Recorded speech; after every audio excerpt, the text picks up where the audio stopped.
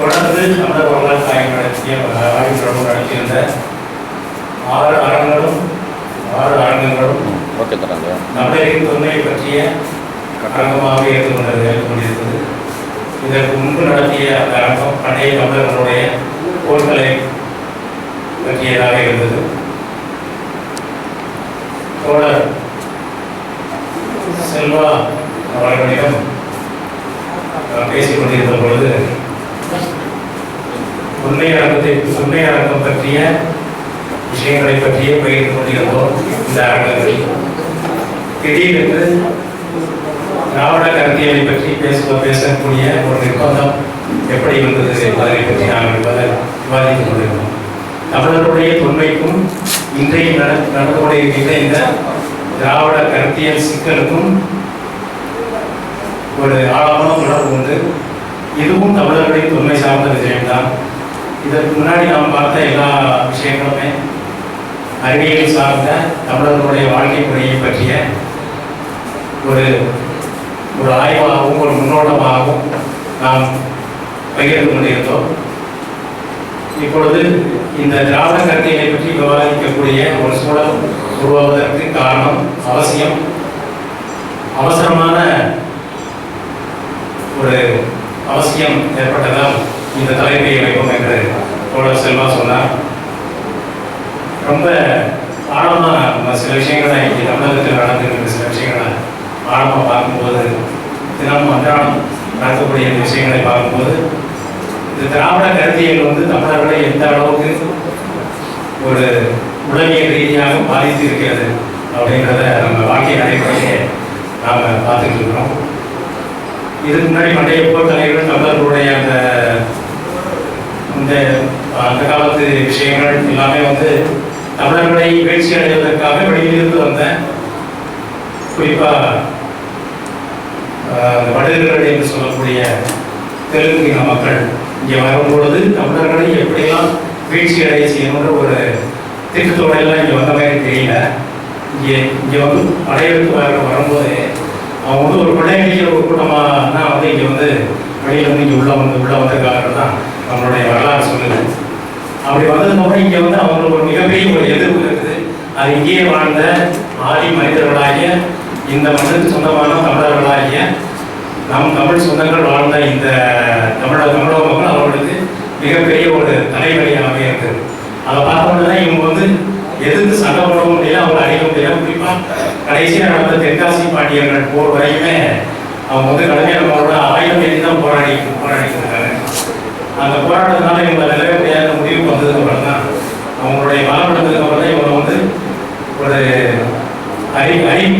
அறிவுபூர்வமாக உளவியல் ரீதியாக இந்த தமிழர்களை வீழ்ச்சி அடைய செய்யணும், அதுக்கு என்ன பண்ணலாம் அப்படிங்கிற ஒரு ஐடியா, ஒரு தீர்மானத்தை வச்சு தான் வந்த எல்லா மக்களும் இங்கே வெளியிலிருந்து வந்த எல்லா வந்தேரிகளும் இந்த மாதிரியான ஒரு கருத்தியலை தனக்குள்ள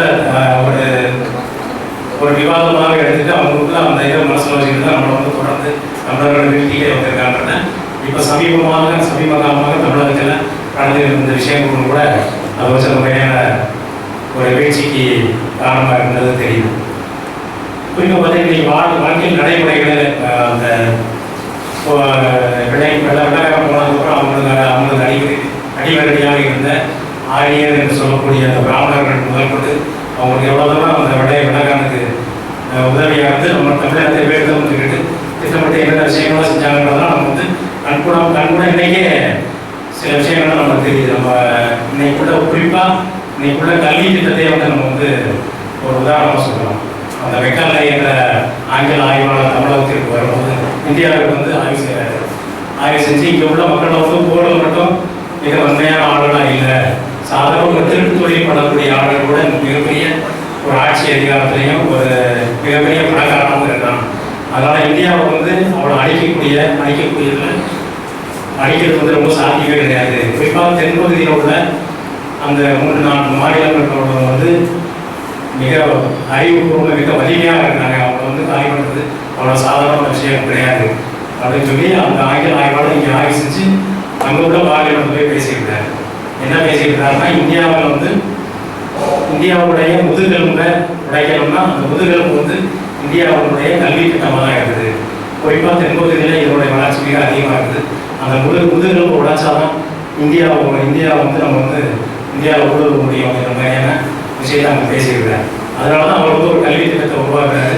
அந்த கல்வி திட்டத்தை உருவாக்கி வெறும் உருவாக்கினா மட்டும் போதாது, அதை வந்து இங்கே நடைமுறைப்படுத்துவதற்கு இங்கே வந்து அன்றைக்கு ஆட்சி அதிகாரத்தில் இருந்த இந்த திராவிட கருத்தியை உருவாக்கி கொண்டிருந்த அந்த மக்கள்கிட்ட பேசி அவங்க மூலமாக இந்த கல்வி திட்டத்தை வந்து இங்கே புகுத்துறாங்க. அதான் இன்னைக்கு வரைக்கும் நடைமுறையில் அதை படித்தா எந்தவித அடுத்த நகர்வுக்கு நம்மளால் போகவே முடியாது. அந்த மக்களுடைய கல்வி திட்டமே மிக மோசமான ஒரு கல்வி திட்டம்.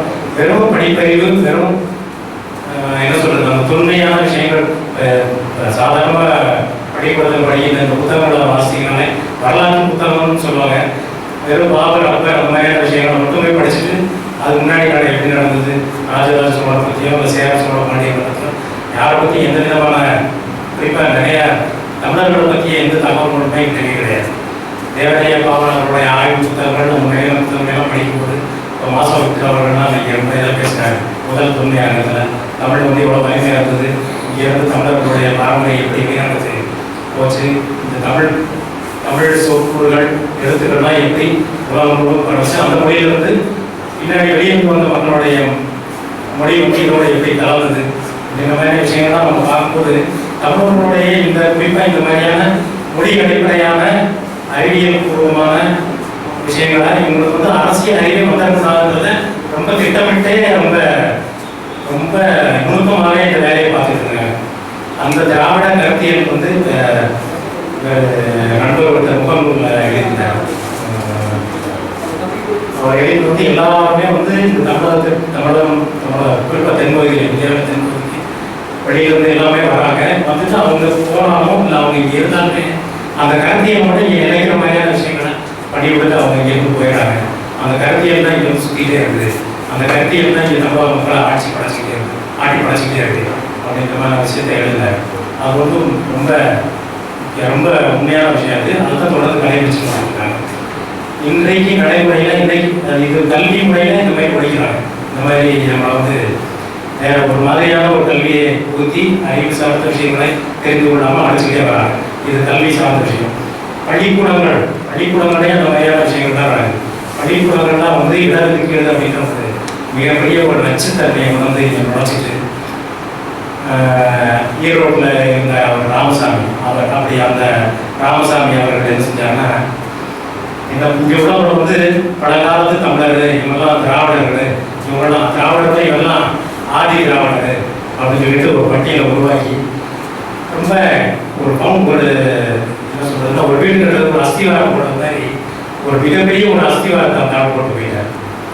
அதான் நீங்களாம் ஆதி திராவிடர்கள், நீங்களாம் ரொம்ப தாழ்ந்த நிலையில் இருக்கீங்க, உங்களுக்குலாம் வந்து அறிவே கிடையாது, அவன் வந்து சட்டையும் போட தெரியாது, பேண்ட் போட தெரியாது, ஜட்டி கூட போட தெரியாது, அவனுக்கு இவன் நான் தான் அவனை சட்டை போட்டது தாங்க அப்படின்னு நம்மளை கூட்டிட்டு போய் நீங்கள் இவங்களுடைய மேலாதிக்கத்தை சும்மா ஒரு பெற்று அவன் தமிழ் பேசுறதெல்லாம் வந்து முதல்ல பேசும்போது தான் மிக அறிவிப்பமான விஷயங்கள் பேசுகிறாரு. நல்ல புத்தகங்கள் எழுது, நம்ம எல்லாம் முன்னேறிடுவார் அப்படின்ற மாதிரி அவரை ஃபாலோ பண்ண ஆரம்பிச்சு அவரை தொடர்ந்து அவருடைய கருத்துக்களை உருவாக்கி நடந்துருக்கணும். ஆக நம்மளுடைய அந்த பாதிப்பு நம்மளுக்கு வரும்போது என்ன தெரியுதுன்னா, அவர் பேசுகிற விஷயங்கள், அவர் எழுதுகிற விஷயங்கள் எல்லாமே வந்து தமிழர்களுக்கு குறிப்பாக மிகப்பெரிய ஒரு எதிரான விஷயமாகவே இருக்குது. இப்போ தான் அதை நம்மளுக்கு உணரலாம். நம்ம முதுகெலும்பை உடைக்கிறதுல இந்த ராமசாமி நாயகி வந்து மிகப்பெரிய ஒரு யுக்தியை கையாளுற காரணத்தை இப்போ வந்து எல்லாருமே பேச பழக அந்த மாதிரியான விஷயங்களெல்லாம் பார்க்கும்போது நம்மளுடைய தமிழோட தொன்மையெல்லாம் பார்க்கும்போது அதெல்லாம் தெரியுது. நம்மளுக்கு உங்களுக்கு சட்டப்படியே தெரியாது, இங்கெல்லாம் நான் கோயிலுக்கு கூட்டிகிட்டு போகிறேன் அப்படின்னு சொல்லிட்டு எவனுமே நம்மளை கோயிலுக்குள்ள உடைய விடமாட்டே எவனுமே சொல்லவே இல்லை. இவனாக போய் கையை ஒரு வெற்றிடத்தை கையை காமிச்சிட்டு வாங்க இவங்கள்தான் வந்து உங்களை கோயிலுக்கு நுழைய விட மாட்டேங்கிறாங்க, நீங்கள் வாங்க நான் உங்களை உள்ள கூட்டிகிட்டு போகிறேன் ஏமாற்றிருப்பேன். கோயிலை கட்டினதே இந்த தமிழர்கள் தான். ஆனால் அவனையே வந்து அவங்க அங்கேருந்து வெளியில் உட்கார வச்சுட்டு கோயிலுக்குள்ள உங்களுக்கு நுழையிறதுக்கு அனுமதி இல்லை, நான் தான் கூட்டிகிட்டு போகிறேன்ற மாதிரி ஒரு மிகப்பெரிய ஒரு அழுத்தமான ஒரு சூழ்நிலையை உருவாக்கி இதுதான் வந்து இந்த திராவிட கருத்தியல் அப்படிங்கிறது. அப்படின்னு அந்த இந்த திராவிட கருத்தியலை இப்படி தான் நாங்கள் தமிழர் வரலாற்றாயிரும் இந்த மாதிரியான கோணத்தில் தான் நாங்கள் பார்க்குறோம்.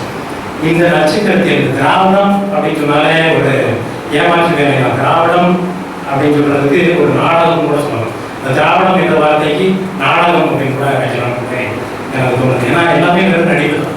தமிழர்களுடைய பொருளை பற்றி பேசுறது இன்னைக்கு வைகோபால்சாமி மாதிரியான ஆட்கள் தான். அவர் வந்து திடீர்னு போய் முல்லை பெரியார் போய் போராடுறாரு. அங்கே ஒன்றுமே நடந்திருக்காரு. கொஞ்சம் கூட்டம் போட்டோம்னா உடனே கூட அனுப்பி ஆணுகளை கொடுத்துருக்காரு. திடீர்னு வந்து லா காலேஜில் உட்காந்து நோட்டீஸ் இஷ்யூ பண்ணுவார். மாணவர்கள் மத்தியில் விஷமான விதைகளை விதைக்கிறது வந்து இந்த இலங்கை தமிழ பிரச்சனையை வந்து அவங்கள்ட்ட சொல்லி அவங்கள போராட வச்சு அவன் 4 பேர் உட்கார வச்சு உண்ணாவிரதம் வச்சு அவனை வந்து பசிப்பட்டினால சாக வச்சு அடுத்து அது முடியல இன்னொரு இடத்துக்கு போராடுறது. இப்படியே வந்து ஏமாத்திட்டே இருக்காங்க. ஆனால் எதுவுமே போராடுறதுக்கு முதன்மையான காரணமாகும் போராட்டத்துக்கு தலைமை தாங்கக்கூடிய இடத்துலையும் இந்த மாதிரி வைகோபால்சாமி கல்யாணம் ஆரம்பிட்டு தான் இருக்காங்க. போராட்டம் நடக்கும், ஆனால் எதுவுமே நடக்காது. இதுவரை ஏதாவது ஒன்று நடந்துருக்குறாங்க. எது இல்லாமல் இருக்குது நம்ம நாட்டில் எது இல்லாமல் இருக்குது. எல்லாமே வந்து என்னமோ விளக்கார வந்து சொன்னதுனால தான் சொன்னதுக்கப்புறம் தான் இங்கே வந்து நம்மளுக்கு படிப்பறிவே வந்துச்சு. விளக்காரன் தான் எல்லாமே கண்டுபிடிச்சான், உங்களுக்கெல்லாம் அறிவே கிடையாது அப்படிங்கிற மாதிரியான விஷயங்கள். ஒரு பட்டியல் இனத்தை தயாரித்ததே வந்து மிகப்பெரிய ஒரு அபத்தமான விஷயமா தான் இருக்குது. ஒரு தாழ்த்தப்பட்ட ஒரு பட்டியல், அதுக்கப்புறம் பிசி பட்டியல்றாங்க. இந்த தாழ்த்தப்பட்டவர்கிற பட்டியலை ஒரு பெரிய அஸ்திவாரமாக போட்டு வச்சுட்டாங்க. அது கொஞ்சம் நேரம் உள்ளவங்களாம் பிசி பட்டியல் அவங்களாம் வந்து ஒரு இந்த திராவிட கருத்தியலுடைய கட்டுமானம் வந்து யுத்த கட்டுறாங்க.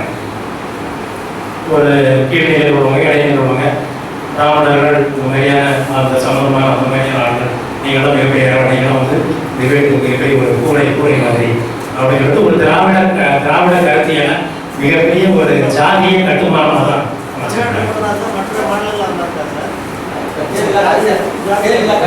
பேசி முடிச்சோடனே என்ன சொல்லணும்ன்றதே இந்த தொன்மை ஆய்வகம் இந்த திராவிட கருத்தியல் இன்னைக்கு நடைமுறை எப்படி இருக்குன்றதை நான் சொல்ல வரேன். யதார்த்தமான விஷயங்கள் வந்து இன்னைக்கு நான் பார்த்துட்டு இந்த விஷயங்கள் அறிவியல் பூர்வமாக உளவியல் ரீதியாக பள்ளி கல்லூரிகள் முதல் கொண்டு இந்த மாதிரியான விஷயங்களை பொருத்தி நம்மளை அடிமைப்படுத்தி வச்சுக்கிட்டே இருக்காங்க. இதை தாண்டி வேற மாதிரி இவன் வந்து நம்மளை வந்து அடிச்சு நம்மளை எதிர்த்து அடிக்கிறான் அப்படின்னு அன்னைக்கு நினைச்சு அன்னையிலிருந்தே ஒரு முக்கியமான விஷயத்தை கையாளுறாங்க. என்னன்னா இந்த சாராய வியாபாரம். இது வந்து நம்மளுக்கு வந்து இதை வந்து எப்படி நம்ம வந்து எப்படி பார்க்கணும்னா இந்த சாராய கடையை வந்து ஏன் வைக்கிறாங்க, அதோட வருமானத்தை வச்சு தான் நம்மளுக்கு சோறே போட முடியும். எதை கேட்டாலும் இலவசம் சாப்பிட அம்மா உணவகம் பேர் கூட சொல்லக்கூடாது அந்த உணவகம். அதுக்கப்புறம் அதாவது இந்த சாராய கடைக்கு எதுலாம் உபயோகமாக இருக்கணும் அது சார்ந்த விஷயமா தொடங்குறாங்க. என்னன்னா பார்த்தீங்கன்னா உணவகம் ஒரு 100 ரூபா ஆட்டக்காரை 400 ரூபா சம்பாதிப்பாங்க. முன்னாடி சம்பாதிச்சுட்டு 100 ரூபாயை சாராய கடையில் கொடுத்துட்டு 300 ரூபாயை குறைஞ்சி போகணும். இன்னைக்கு வந்து 200 ரூபா சம்பாதிச்ச உடனே இங்கேருந்து ஒரு குறிப்பிட்ட வரதுக்கு கூட வர முடியாது. ஏன்னா அப்படின்னு கேட்டால் எனக்கு 200 ரூபா சம்பாதிச்சா போதும், எனக்கு வந்து 10-20 ரூபாயில சாப்பாடு பிடிச்சது, தண்ணி பாட்டில் 10 ரூபாயில பிடிச்சது, ஊறுகாய் பாட்டிலும் வாங்கிக்கிறேன், எல்லா விஷயமும் நடந்தது. அதனால் எனக்கு வந்து 50 ரூபாயில எல்லாமே முடிஞ்சிச்சு. 100-150 ரூபாய் தான் போகும் என்னுடைய வாழ்க்கையை ஓட்டிக்கிறேன்னு சொல்லிட்டு 200 ரூபாய்க்கு ஆட்டோவை ஓட்டிட்டு மாட்டேன். இது வந்து இங்கே உள்ள பாமர தமிழ் பாமர மக்களின் இங்கே உள்ள இந்த நிலத்துக்கு சொந்தமான தமிழர்களுடைய நிலை. இதை வந்து இந்த சாராயங்களை எப்படி வந்து இந்த தமிழர்கள் வந்து வலுவிழந்து போயிடணும், அவனுக்கு வந்து எதிர்த்து போராடக்கூடிய சக்தியே வரவே கூடாது அப்படின்னு சொல்லிட்டு இந்த அவனுடைய அந்த சக்தியான அந்த முதுகெலும்பை எப்படி உடைக்கலாம்னு கேட்டீங்கன்னா இந்த சாராயங்களை திட்டமிட்டே இந்த எந்த அரசு வந்தாலும் சரி, இது முன்னாடி உள்ள அரசாக இருந்தாலும் சரி, இன்னைக்கு உள்ள அரசாக இருந்தாலும் சரி, இவன் வந்து பிடிச்சிக்கிட்டே இருக்கணும். சாயங்காலம் ஆயிடுச்சுன்னா இவங்க வந்து அந்த சிந்தனையாக இருக்கணும். டிவி அனுமனால நடிகர்கள்ட்ட பணத்தை கொடுத்து படம் எடுக்க சொல்கிறாங்க. இந்த மாதிரியான காட்சிகள், இந்த சாராய கடையுடைய காட்சிகள் இந்த படத்தில் வந்தால் தான் படம் எடுக்கணும்னு அவங்க நிர்பந்திக்கிறாங்க. அதனால் அந்த மாதிரியான காட்சிகளை வச்சு தான் அவங்க படமே எடுக்கிறான். டிவி நிகழ்ச்சி சாதாரண ஒரு குழந்தையை பார்க்கக்கூடிய ஒரு ஆதித்யா சேனலை ஓப்பன் பண்ணால் கூட அந்த சாராய கடையில் வந்து கடையை வச்சு எடுத்த அந்த இதான் நடக்குது. அப்போ அவனுக்கு பார்த்தோன்னே வீட்டில் வீசி பண்ணி ஒன்றுமே வேண்டாம், வீட்டில் போய் உட்காரலாம் நினச்சா கூட டிவியை ஆன் பண்ணோடனே அவனுக்கு அந்த சாராய கடையை வந்து புரியுது. ஸோ 6 மணி 7 மணிக்கு மேலே போயிடுச்சு. இவனுக்கு வந்து வேறு சிந்தனையும் வந்துடக்கூடாது. வேலை பார்க்கணும், சம்பாதிக்கணும், குடிக்கணும், வீட்டில் போய் படுத்து வைக்கணும் அப்படிங்கிற. இங்கே நம்ம சென்னையில் உட்காந்து இருக்கிறோம். சென்னையில் நம்ம இந்த மாதிரியான பாதிப்புகள் நேரம் கூட பல பேசுகிறோம், பழகிறோம், தமான பாதிப்புகளை தெரிஞ்சு உருவாக்கிட்டு நம்மளுடைய விஷயங்களெல்லாம் மாற்றிக்கிறோம். நீங்கள் இங்கேருந்து நீங்கள் உங்களுடைய கிராம பகுதியில் போய் பார்த்தீங்கன்னா இதனுடைய பாதிப்பு ரொம்ப அதிகமாக இருக்கும். ஆனால் மாதத்துக்கு 2 தடவை என்னுடைய சொந்த ஊருக்கு போயிருக்கேன். அங்கே போய் பார்த்தா அவங்களுடைய பெண்களுடைய நிலைமையை பார்த்தீங்கன்னா ஒரு சாதாரண ஒரு ஒரு பொங்கல், இப்போ ஆடி மாதம்னா நிறைய பொங்கல் விழாலாம் நடக்கும். அந்த பொங்கலுக்கு ஒரு வீட்டில் மருமகனையோ இல்லை சொந்தக்காரங்களையோ வீட்டுக்கு அழைக்கிறதே இந்த சாராயம் வாங்கி கொடுக்காம அழைச்சாங்கன்னா பொம்பளையே செலவிடுறாங்க. வீட்டுக்காரனுக்கு இது வாங்கி வைக்காம எப்படி நீ ஆடி கொடுக்குற, அதுவே ஒரு பெரிய தப்பு. இந்த மாதிரியான ஒரு ஒரு கீழ்த்தரமான கலாச்சாரத்தை நேரடியாக பார்த்துக்கிட்டு எங்கள் ஊர்லேயே எங்கேயுமே கிடையாது. இது வந்து நம்ம முதலில் உழைக்கக்கூடியான விஷயமா இல்லையா? நம்ம வந்து இந்த விஷயத்தை இந்த திராவிட கருத்தியில் நம்ம பார்த்துக்கிட்டே இருக்க போகிறோம். அந்த திராவிடம் சொன்னாலே எல்லாம் பாம்பு வந்து கொத்தமல்லியாக இருக்கலாம் ஒரு மாதிரியாக தோழர் சக்திகள் அவரோட ஆலோசிப்பார். இந்த திராவிடம் இல்லை தீராவிடம், உண்மையிலே அதுதான் உண்மை. மிகப்பெரிய ஒரு விஷயம், ஒரு விஷம். இந்த விஷ கருத்தியலை தூக்கி உடச்சி எரியாமல் நம்ம வந்து அடுத்த கட்ட லாபம் போக முடியாது. தமிழர்களை கொண்டு புரிஞ்சுருவான். குறிப்பாக இந்த இந்தியாவுடைய மேப்பில் கொஞ்ச நாள் கழிச்சு தமிழகம் என்ற ஒரு பகுதியை இல்லாமல் ஆனாலும் ஆயிடும். தண்ணி பிரச்சனை எடுத்தாலும் அதுதான் சயின்டிஃபிக்காக சயின்ஸ் அறிவியல் என்ன சொல்றதுன்னா, மிகப்பெரிய ஒரு நீரோட்டம் எங்கே இருக்குதோ அதற்கு நேரம் மேலே போடக்கூடிய அந்த மேகக்கூட்டங்களுக்கும் அந்த நீருக்கும் இடையில ஒரு அழுத்தம் உருவாகும். அதுதான் ஓவர்ஷன் பண்ணுறாங்க. அந்த அழுத்தம் உருவானதான் மழையே பெய்யும். தமிழகத்துக்குள்ள தண்ணியே வரவிடக்கூடாது அப்படின்ற ஒரு மிகப்பெரிய ஒரு விஷயத்தில் இருக்காங்க. அந்த நீரோட்டம் இல்லாமல் இருந்தால் எப்படி மழை பெய்யுங்க? நேரமாக வரக்கூடும், ஆனால் மழையே பெய்யாது. காரணம் இந்த அறிவியல் விஷயம்தான். இந்த நீரோட்டத்தை உள்ளே போடக்கூடாது, இந்த தமிழகத்தையே காலி பண்ணிடணும் அப்படின்ற மாதிரியான இதெல்லாம் வந்து உட்காந்து நம்ம வந்து இப்போ சும்மா மீட்டிங் கூட பேசுகிறோம், அந்த விஷயங்கள்லாம் தெரிஞ்சுக்கலாம். இந்த மாதிரியான விஷயங்களை மாதம் ஒரு தடவை தினந்தானே இதே பேசுறதுக்காகவே மிகப்பெரிய ஒரு கூட்டம் இந்த திராவிட கருத்தியலோட இந்த தமிழ்நாடை குறிப்பாக தமிழ்நாடை பாதிக்கிற மாதிரியான விஷயங்களை ஆராய்ச்சி இதை வந்து அவங்களுக்குள்ள ஒரு திட்டம் போட்டு இதை காலி பண்ணிட்டு இருக்காங்க. ஒரு மிகப்பெரிய ஒரு உளவியல் படையை இதுக்காக வேலை செஞ்சுருக்கு.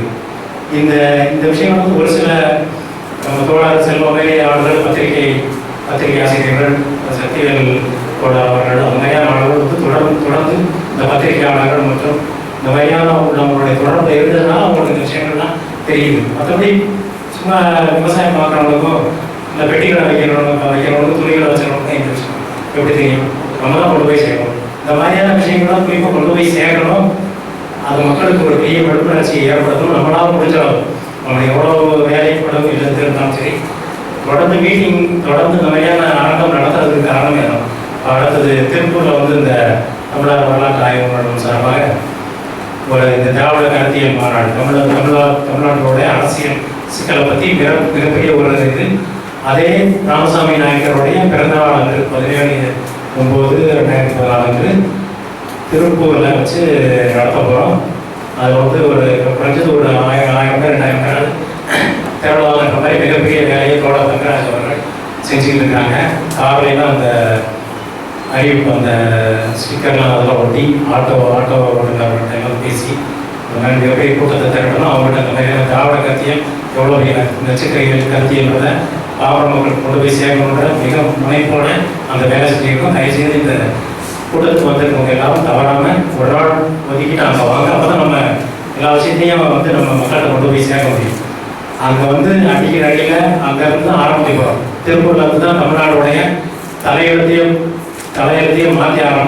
மாற்ற போகிற ஒரு விஷயம் ஆரம்பமாகும் போது திராவிட கருத்தியெல்லாம் என்ன, அது தமிழர் வந்து அதை வச்சு நம்ம வந்து தொடர்ந்து பயணம் செஞ்சுட்டு இருந்தோம்னா அடிச்சே போயிடுவோம் அப்படின்ற விஷயத்த அங்கே வந்து மிக பெரிய அளவில் பதிவு பண்ண போகிறோம். அது ஒரு மிகப்பெரிய மாற்றமாகவும் இதற்கு முன்னாடி உள்ள அந்த அரசனையும் அது பண்ணப்படாங்க. அவங்களும் இதே மாதிரி சாராய கடை வச்சு தான் நம்மளை வந்து காலி பண்ணாங்க. இப்போ எங்கள் ஊர்லாம் குறிப்பாக வந்து இந்த சாராய கடை பக்கமே நீங்கள் போகாதீங்கிறது குழந்தைகளும் போகணும். குழந்தைகளுக்கு சொல்லிக் கொடுத்து குழந்தைகளை அறிவுறுத்துறது மூலமாக நீ சாராயம் முடிச்சு வந்தீங்கன்னா நீ வீட்டுக்கே வராத அப்படிங்கிறது குழந்தைகள் போனோடனே குழந்தைகளையும் கேட்க ஆரம்பிச்சிச்சு. 80% கிட்டத்தட்ட 20% குறைச்சிச்சு. இதெல்லாம் நேரடியாக நம்ம பார்த்துருக்கோம், நாங்கள் பார்க்குறோம்.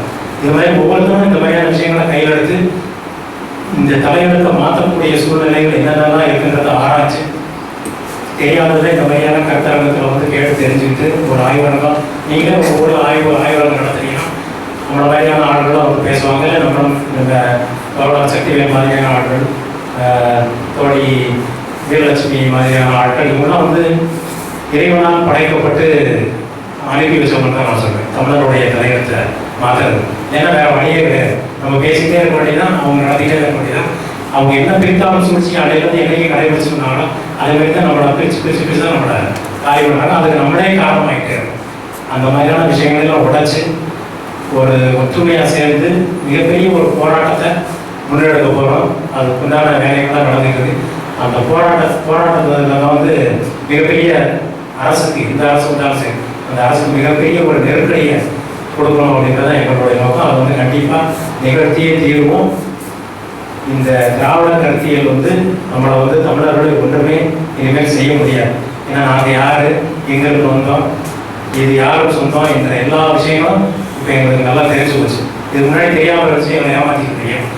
சும்மா கோயிலுக்கு கூட்டிகிட்டு போகிறேன், இப்போ கோயிலுக்குள்ள நுழைய விட்றேன், சட்டை போட தெரியாது, பேண்ட் போட தெரியாது அப்படி போய் ஏமாற்றிக்கிட்டு இருந்தீங்க. நீ வந்து ரொம்ப கீழே உள்ள ஆளு, நீ தான் படிக்கணும், நீ நான் போட சொல்ல தான் நீ சாப்பிடணும் அப்படிங்கிற மாதிரி விஷயங்கள்லாம் சொல்லிக்கிட்டீங்க. இனிமேல் அதெல்லாம் நடக்கவே நடக்காது. அந்த மாநாட்டில், திருப்பூர் மாநாட்டில் அடிக்கிற அடி மிகப்பெரிய ஒரு எதிரொலி ஆகும். அனைவரும் அங்கே வந்து கலந்துக்கணும். ரொம்ப தாழ்மையோடு வேண்டிக் கொண்டு இந்த தொல்லை அரங்கத்தை ஆரம்பிக்கிறோம். இந்த விழாவிற்கு தலைமை தாங்கி கொண்டிருக்கின்ற தோழர் செல்வா பாண்டிய அவர்களை மேடைக்கு அழைக்கிறோம். இந்த தமிழர் தொன்மை ஆய்வரங்கத்தில் திராவிட கருத்தியலை பற்றியும் தமிழர் அரசியல் சிக்கலையும் பற்றி மிக ஆழமான தன்னுடைய கருத்துக்களை உங்களோடு பகிர்ந்து கொண்டு ஆய்வுரை நிகழ்த்துவதற்காக வருகை தந்திருக்கின்ற மக்கள் மாநாட்டு கட்சியினுடைய தலைவர் தோழர் சக்திவேல் அவர்களை மேடையை அடைகின்றோம். இந்த கருத்தியல் ஆய்வரங்கத்தை பற்றி கருத்துரை வழங்குவதற்காக வருகை தந்திருக்கின்ற திருமதி தோழிக்கு வீரலட்சுமி, தமிழர் முன்னேற்றப் படையினுடைய நிறுவனர் வீரலட்சுமி அவர்களை மேடைக்கு அடைகின்றோம்.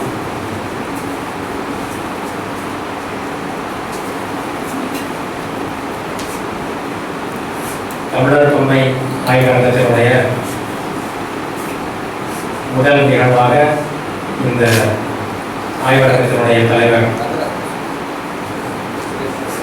இந்த தமிழர் வரலாற்று ஆய்வரங்கத்தினுடைய அமைப்பாளர் தோழர் தங்கராஜ் அவர்களை ஒரு முன்னுரையை எடுத்த ஆய்வு சார்பாக அழைக்கிறேன்.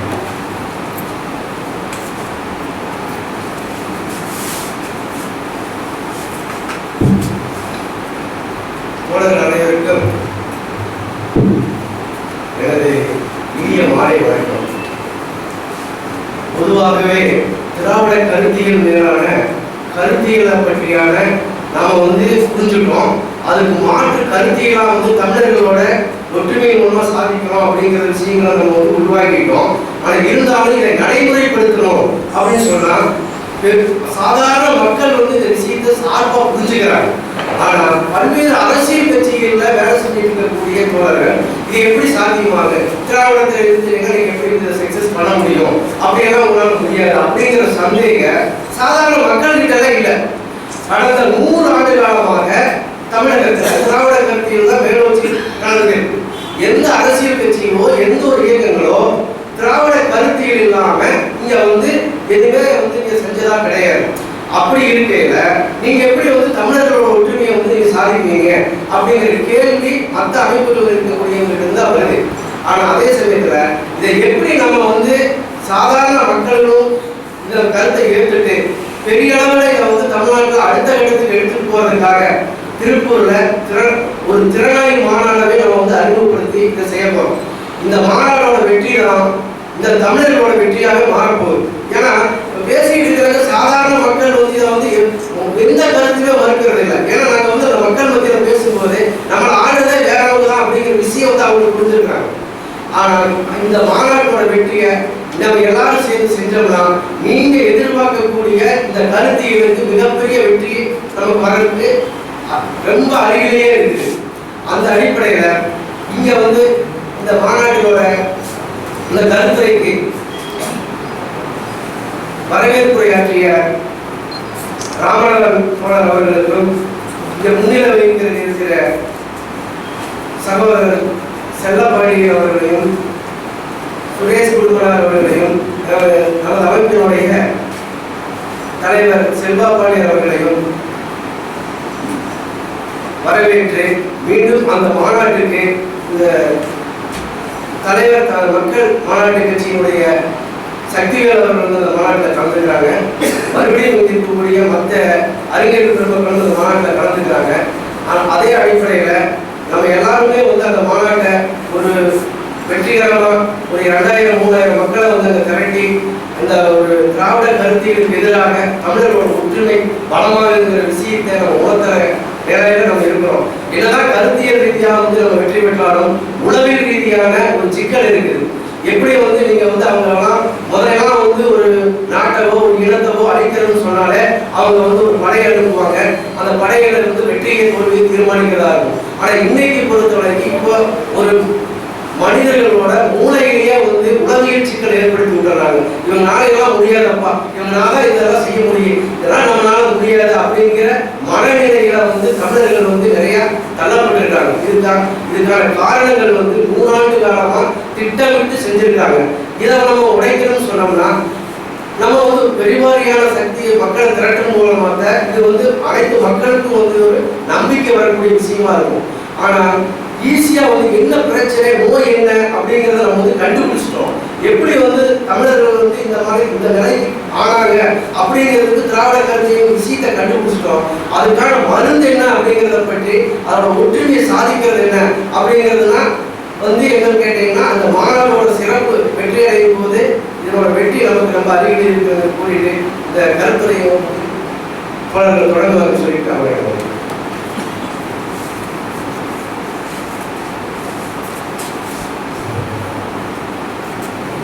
தோழர்களே,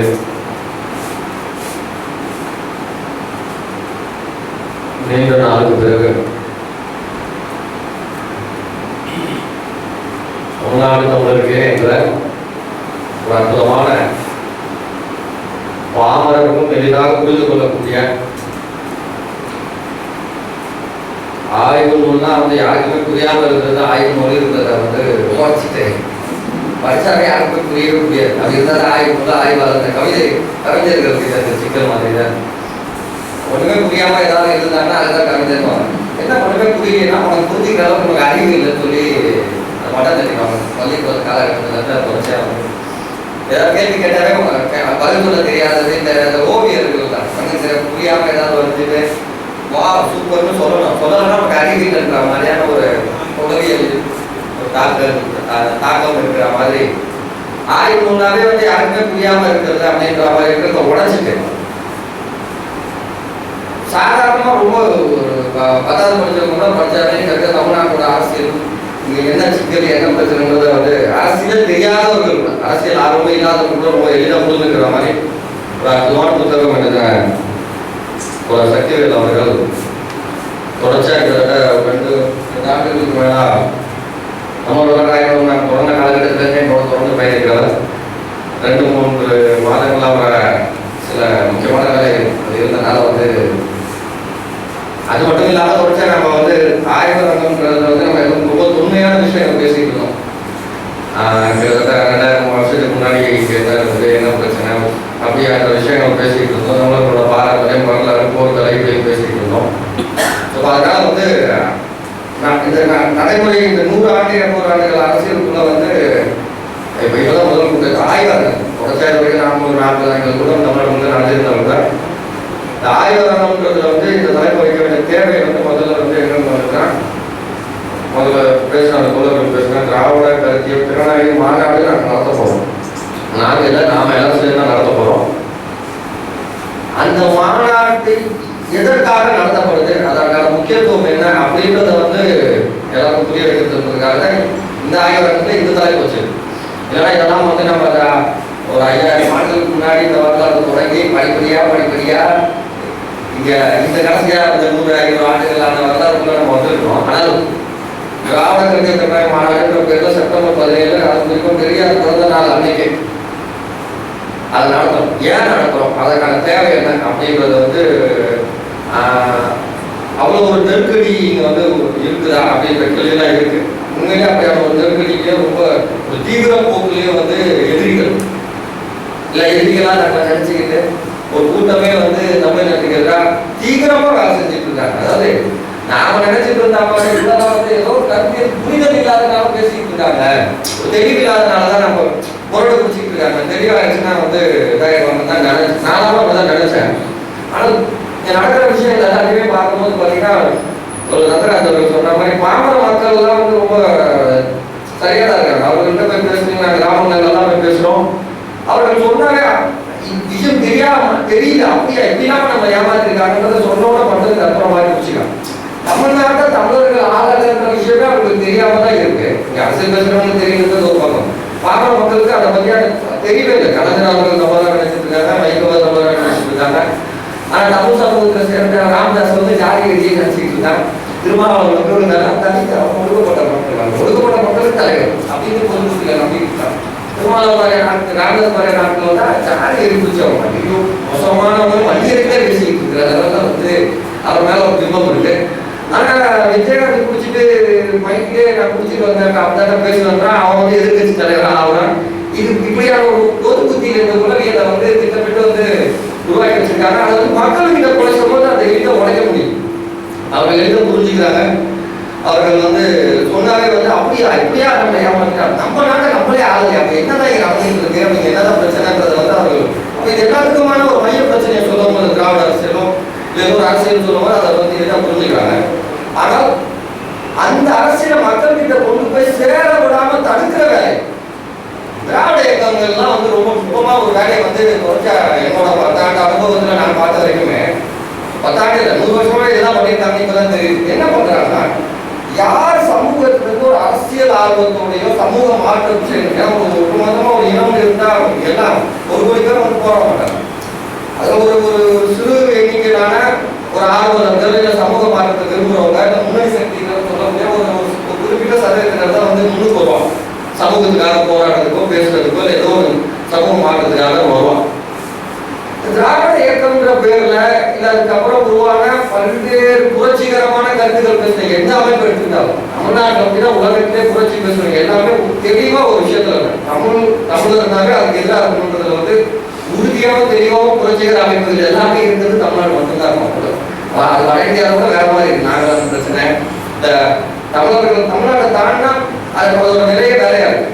எம்எல் தோழர்கள் கூட ஒரு மாவோயிஸ்ட் அமைப்பு இருக்கிறவர்கள் கூட திருப்பூர்ல தான் எங்க கோவையில தான் ஒரு மாநாடு இந்த மாதிரியான ஒரு புரட்சிகர அமைப்புகளுக்கான ஒரு கூட்டம் நடந்தது. நாங்கள் போயிருந்தோம்.